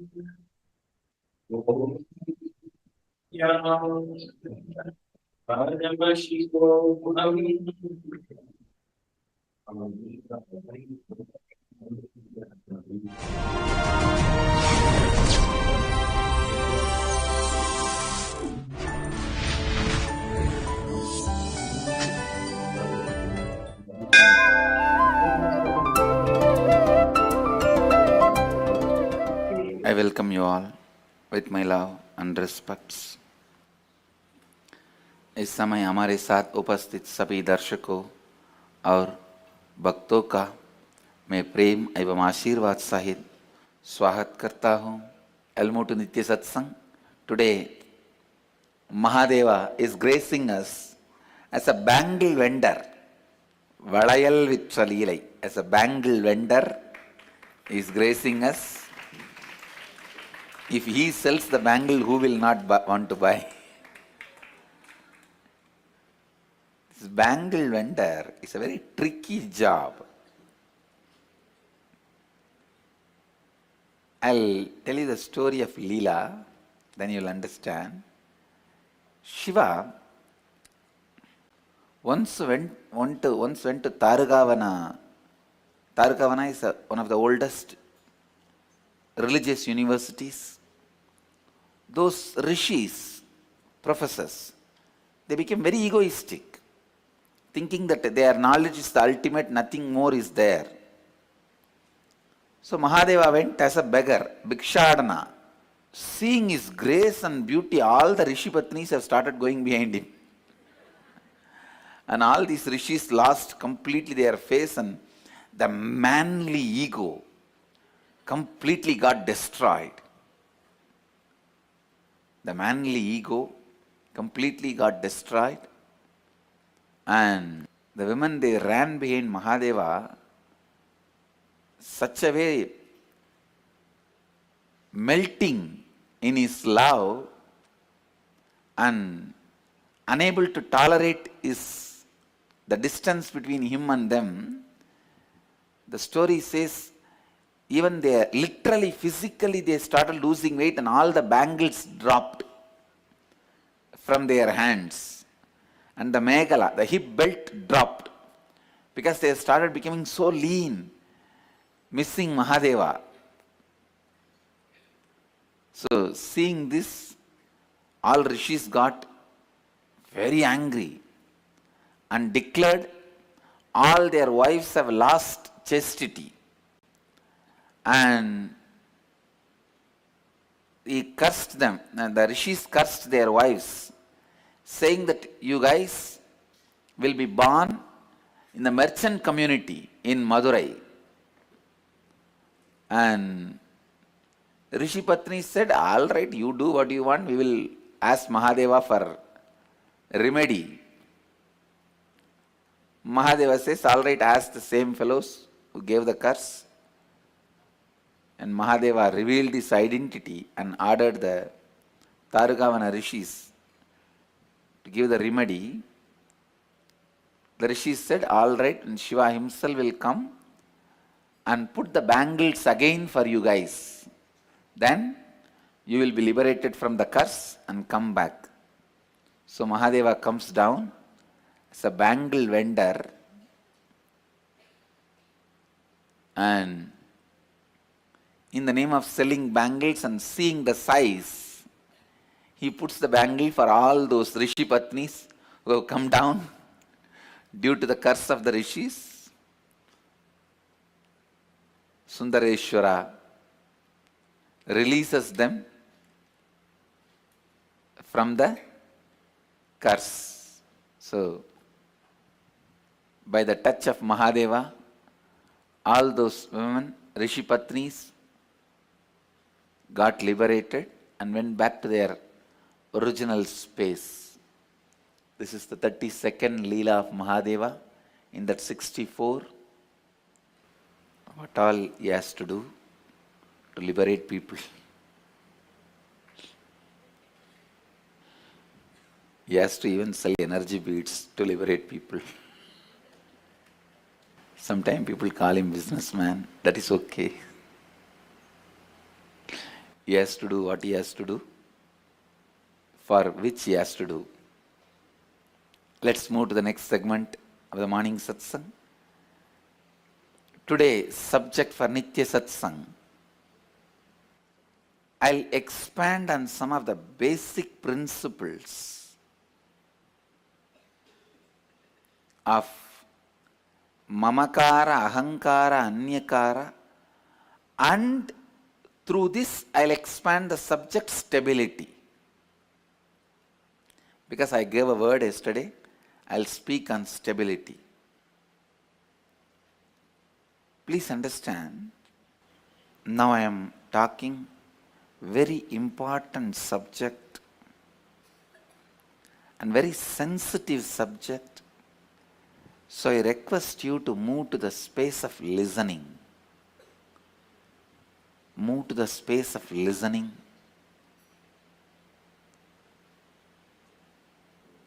Why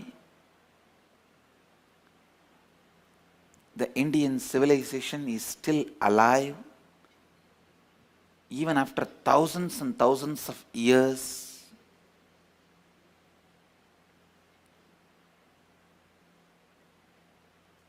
Why the other civilizations like Greek, Egypt have died, and many other civilizations, African civilizations, they die and get created again? All of you need to know, non-controversially, this one truth is accepted by all historians, Indian civilization is the oldest civilization. No doubt about it. To create oldest civilization, to discover so many new things and offer it to society, something takes. What is that it takes? Listen. What is that it takes? Not because I am born and brought up in India. I am telling you the straightforward, simple facts. When British invaded India, India was the world's richest country. I can give you the list and list, tons and tons of material. Till 287 years before, Tanjavur temple was the tallest building in the world. Understand? For almost 703 years, unbroken record. Even now, that is the tallest granite building in the world. Understand? Tallest granite building, completely built out of granite. Largest granite building even now in the world is Tanjore temple, which is built when there was no missionaries. Literally hand carved. On the whole structure, every inch, the hands of the artisans have played. They use the tools which can be held by hands. No large size machineries, no automated tools, no MNC machineries. I was planning, somehow I wanted to build like that one granite tower. No, don't clap. Don't clap. I wanted to build. But the Sthapadis have finally given. It will take 1,200 crore to build now with all the machineries, and they are saying at least 15 years they want. Now there are machineries which will bring exact, complete, final shape itself. You don't need to put your hand at all on the stone. They will cut from the hill. The machines themselves will give the finishing touch, and the machineries will assemble it. We have machineries to do that huge work. But even with all that, they say nothing less than a decade, means nothing less than 10 years. And Rajaraja completed the whole thing 2 days less than 5 years.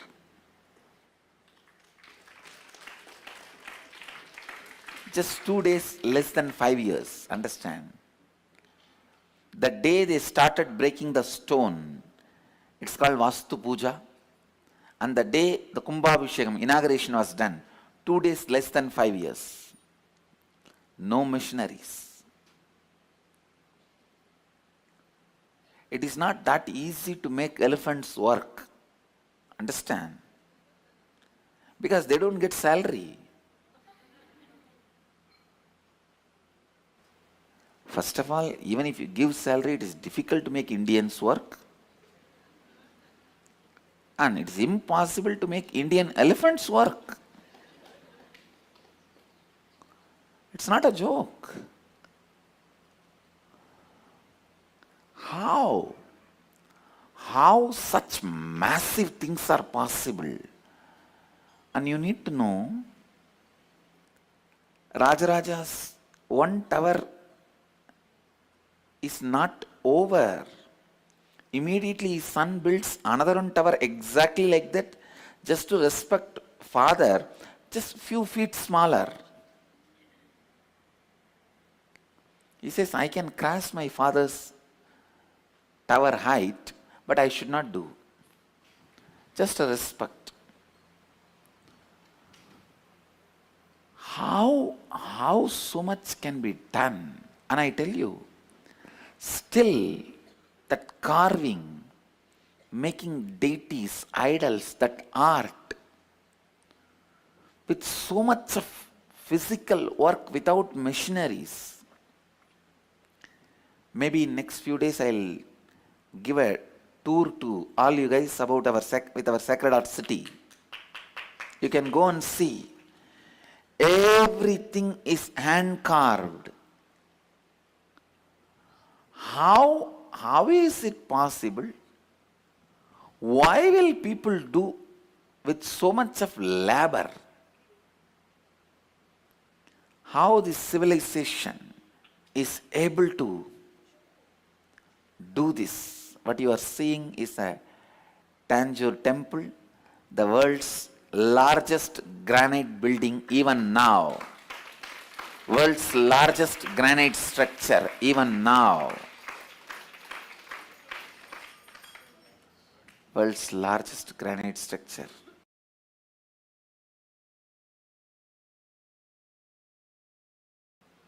There is a documentary in YouTube by BBC, Last Temples of India.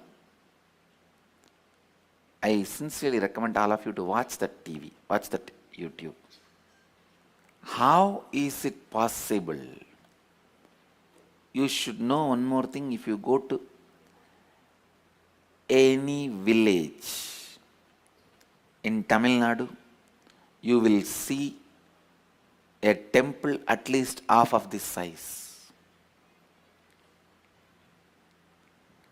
How is it possible?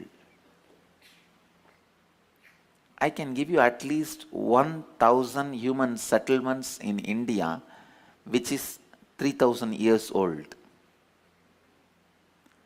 At least 1,000 human settlement, which is 3,000 years unbroken, like Madurai, Tanjore.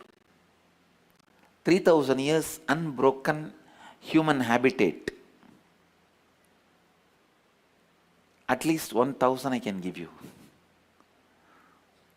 Jagannath, Haridwar. In India, at least 1,000.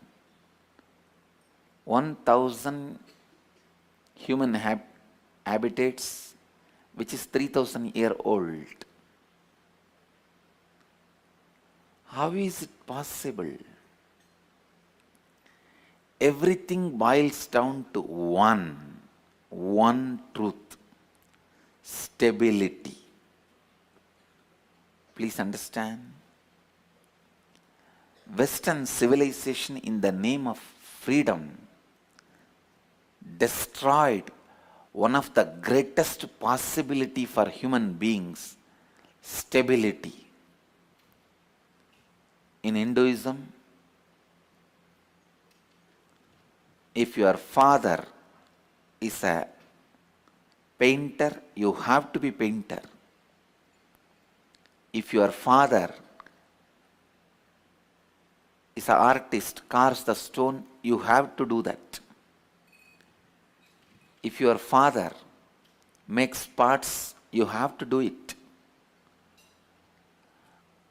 Please listen, don't judge with your Western infected mind. It is so sad, even Indians have started believing you need to do your father's profession is a bondage. No. Freedom is, the real freedom is freedom from unstable mind. By teaching the wrong idea of freedom, they destroyed in all the fields we are specialized. How is it possible a 14-year-old boy can repeat 2 lakh verses? In India it was possible. Just before we were invaded by the British fanatics, every village will have a Vedic school where 14-year-old child will recite at least 1 Veda, 2 Veda, which is like a 2 lakh verse, 3 lakh verse. Because the specialization, understand, the specialization, the moment you are born in a Brahmin family, the child knows till death you are going to be doing only this, better let us specialize now than later. In a carpenter family, when a child is born, it knows whole life we are going to be working with wood, better let us specialize now than later. All the artists whom I have, all of them, of course, now they are 30, 40, all of them have learnt the art from their parents from the age of 3 or 4. They started playing with the tools of their father, their parents. See, before 14 only, you make the right mamakara, right ahankara, right anyakara, right swa anyakara, all that. No, the specialization is destroyed. When the stability is removed,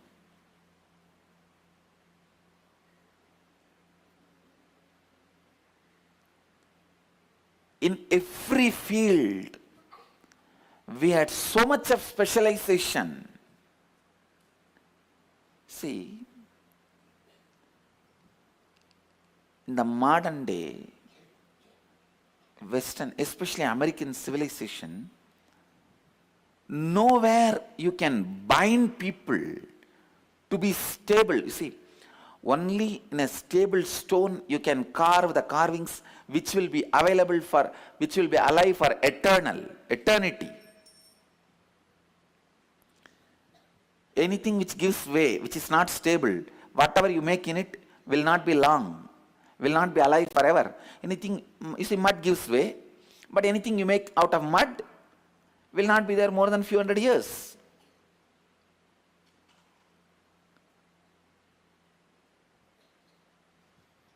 Anything which is stable, on that what you carve only will be alive forever.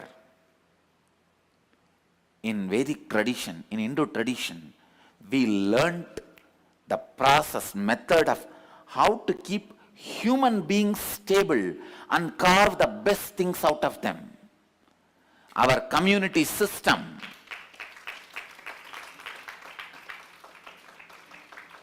made human beings like rock. The moment you are born in a Brahmin family, you know your whole life this is what is going to be you are doing. So better learn all the 4 Vedas as early as possible. So that stability made geniuses happen. Same way, if you are born in a Stapati family, Stapati means an architect, traditional architect, they know till death you are going to be doing this, better learn it as early as possible. Concepts of freedom made human beings like a mud. Out of mud you cannot make anything permanent, anything eternal, anything great. The times of Vedic tradition, once somebody enters the monastery, he knows this is his life till end, better live it. If you go out, you don't have life. Then the stable, great masters are created. But now, all you guys have too much of freedom, the pseudo-freedom. So every once in 2 days, you plan, do I have that choice, that choice, that choice? That is why even the married life lost stability. In the modern civilization, there is no more pati and patni. It is boyfriend, girlfriend. Married boyfriend, married girlfriend, or unmarried boyfriend, unmarried girlfriend. That's all. Because if you shout little loud, that's it. Over.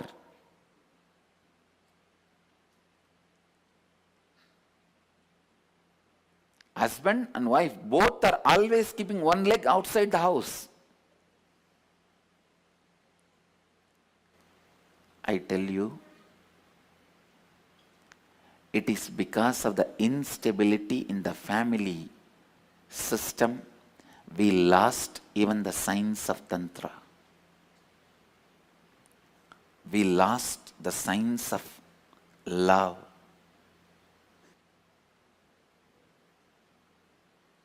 The instability brought in the name of freedom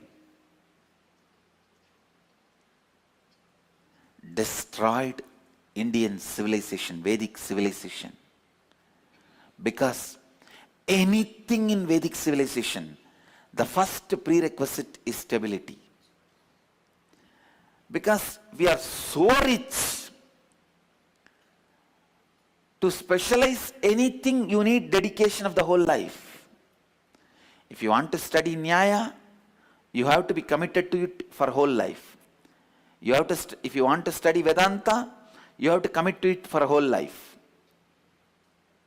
And there are some knowledge you can't even learn by committing to one life. Only if the generations commit, the fourth generation will master the skill. See, the knowledge of Siddha tradition, if the generations commit, only by fourth or fifth generation becomes a perfect doctor.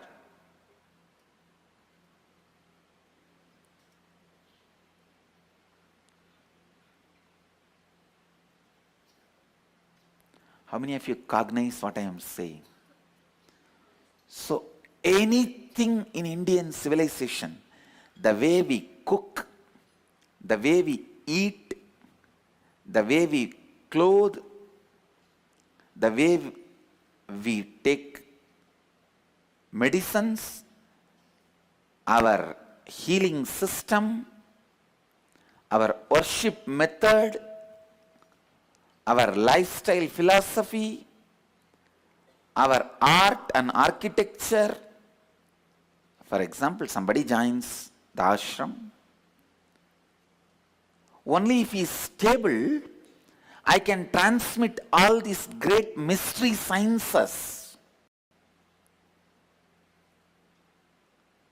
See, the day my master, my mentor, Raghupat Yogi adopted me, he built a very clear, conscious inner image for me, outer image for me, my image about life.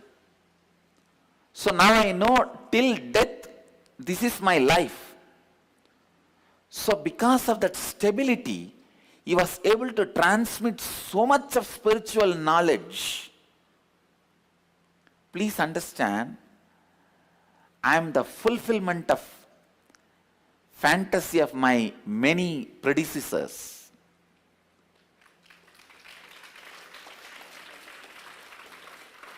I am the result of many of my predecessors' hard work. I am the perfection of many of my predecessors' hard work. Raghupat Yogi is, I think, maybe 7th or 8th generation from the yogic traditions, yogic masters, the Nathapandi. It is called Nathapandi, the Natha Sampradaya, where they will make a big hole on the ear. and he wanted to make for me. Somehow I escaped. It's called Nath Panthis. Of course, finally he did not leave me, he made a small hole here. The Nath Panthis who went to Burma, of course, those days Burma was part of India. When Burma got separated from India, my mentor, Raghupati Yogi, came back from Burma and settled down in South India. Burma and South India had a very close connection. Tibet and South India had a very close connection, like Bhatma Sambhava, Bodhidharma. All of them are from South, went to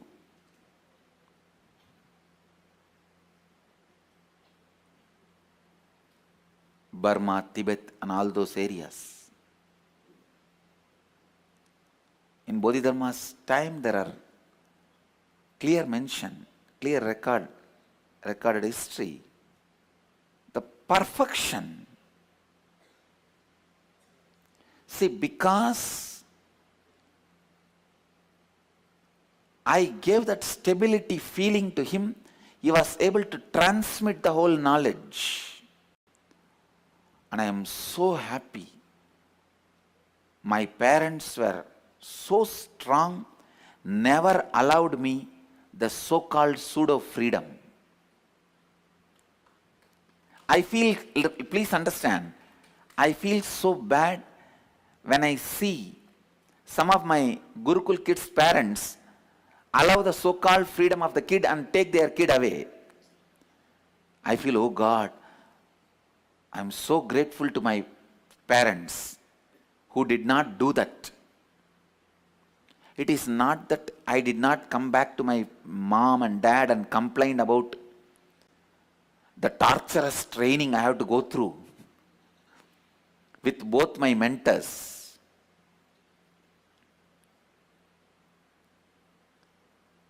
It's not that I was that stable with Raghupati Yogi or Kuppammal. But I tell you, my mother will just have a deaf ears whenever I say anything about them. My father will not listen. And he will say, hey Swami, today you will complain about them, tomorrow you will only be going and sitting with them. I am not coming in the drama. Actually, parents should be little insensitive. You should not be too possessive and sensitive about the whims and fancies of your kids. How can kids have right whims and fancies? You need to spend little time even for them to get the right whims and fantasies. Till then, you need to leave them to settle down with stability. I tell you, the Indian laws now, present laws are dead against stability because the pseudo freedom idea was put inside us. I tell you, biggest crime the British fellows did to us is injecting that pseudo freedom idea into us and saying, if your father is carpenter, you don't need to be a slave and learning the same carpentry. You can go and clean the bathroom in UK. And you can go to Dubai and clean the shit of the camel. Richest country in the world, why do you guys need to go to other countries for job?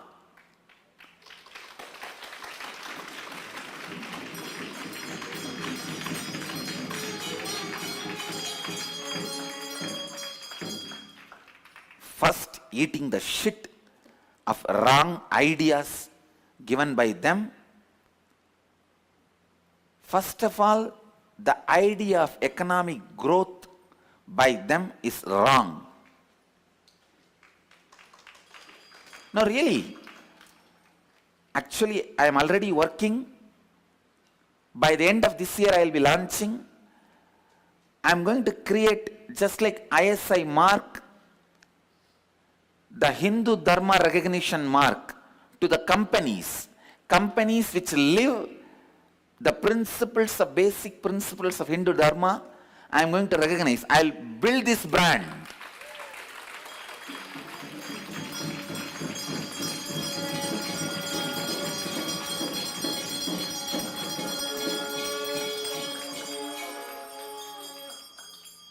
Let dollar not be the parking place of our hard work. Your parking place is wrong. We always think dollar is the most stable place where we can park our hard work or what we swindled. Even the Indian politicians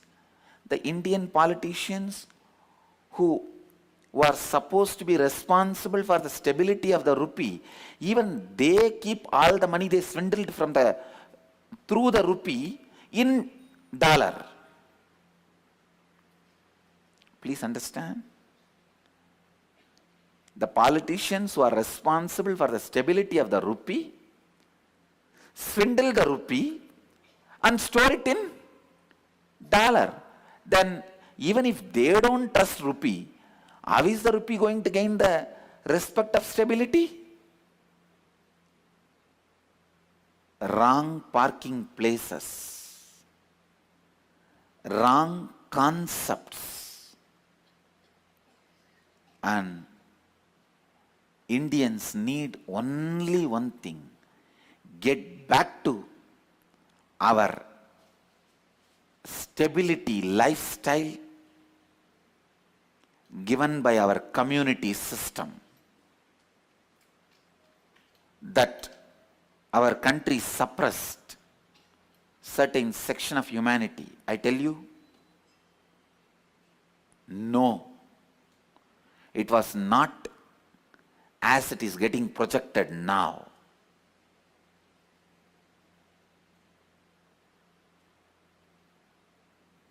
The exemption incidents are compiled and the documentaries are made as a history of India. In India, the so-called suppressed community was treated much better than blacks were treated in America or Europe.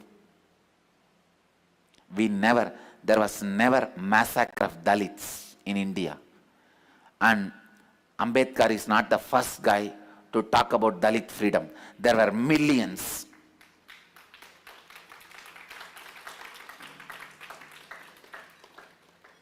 Why? Buddha was completely against Brahmins.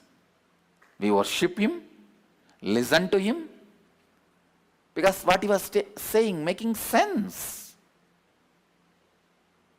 Somewhere one or two ego clashes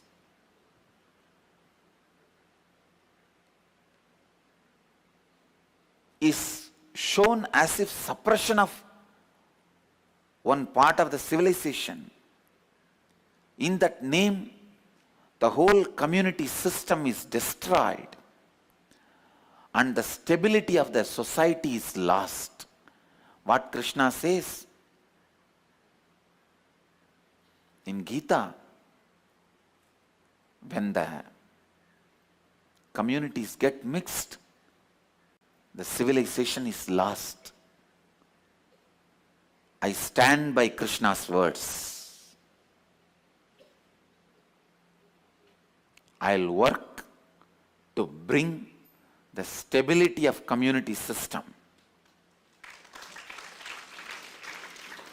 When a boy is born in Kshatriya family, he should know politics is going to be his life. He has to learn that science from the age of 3. When a boy is born in a Brahmin family, he should know this spiritual knowledge, learning and spreading is going to be his life. Better he start learning the spiritual lifestyle philosophies from the age of 3. He is not going to be respected as a doctor or engineer, and that idiotic software engineers and all the Brahmin software engineers. You fellows are responsible for all the degradation we are suffering.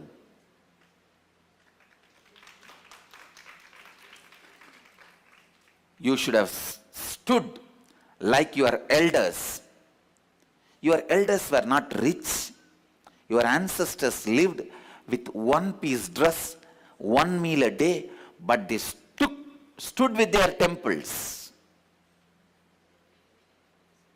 They stood with their teaching. They stood with their preaching. The stability, hats off to the stability of Dalits, Brahmins, Kshatriyas, Vaishyas of Vedic tradition.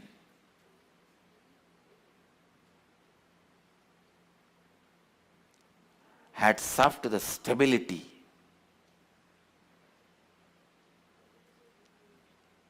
I know I cannot finish the subject of stability in one satsang.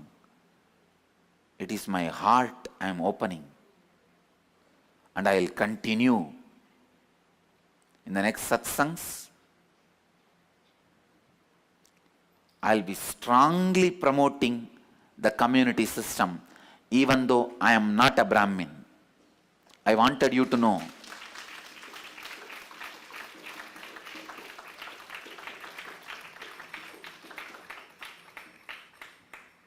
I know I am talking in a national channel. I want these ideas to be internalized. This pseudo Dalit suppression idea which is created by politicians for political mileage, for vote bank politics, please don't believe. Oh, mainstream media, leave us to live our life.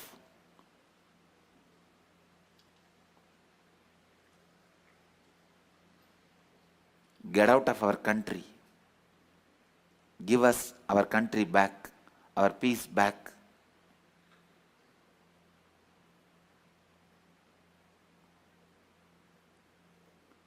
I'll continue on the stability tomorrow also. Today, I'll move to Nirahara Samyama. After this Nirahara Samyama Kriya today, please break your fast. Tomorrow morning, eat and come for satsang. You can eat all the 3 meals today. Tomorrow morning also, have your breakfast and come to satsang. Because from tomorrow, you will be continuing 7 days the samyama. आज क्रिया के बाद पूरा दिन आप 3 पर खाना खा सकते हैं. कल सत्संग आने के पूर्व खा के आइएगा. Now let us start the Nirahara Samyama. अब हम नित्य सत्संग के अगले भाग निराहार संयमा में प्रवेश करेंगे. सीधी तरह से बैठ जाइए और चेतना स्थिति के साथ कल्पना कीजिए कि आप बिडदी वटवृक्ष बन गए हैं और अपने दोनों नासिकाओं और मुंह के द्वारा सांस अंदर लीजिए. जितना देर सांस को रोक सकते हैं उतना देर रोक कर रखिए. जब आप सांस और नहीं रोक पाएंगे, मुंह बंद रखे सांस को अपनी दोनों नासिकाओं द्वारा छोड़ दीजिए.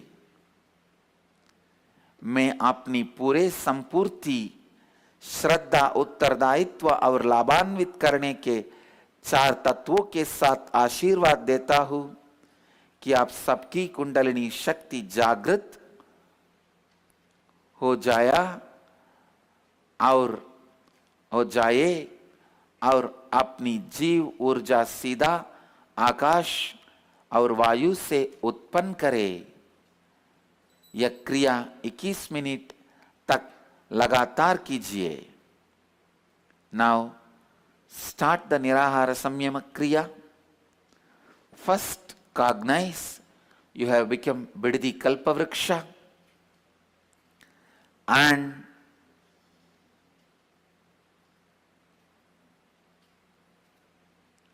visualize you have become Bididi Kalpavriksha and do the Kriya by inhaling through the mouth and both the nostrils, holding as long as you can by closing the nostrils and mouth. When you can't hold anymore, slowly exhale through the nostrils, keeping the mouth closed. Do this Kriya continuously for 21 minutes. Please start the Kriya. I bless you all with my integrity and authenticity and responsibility. Let you all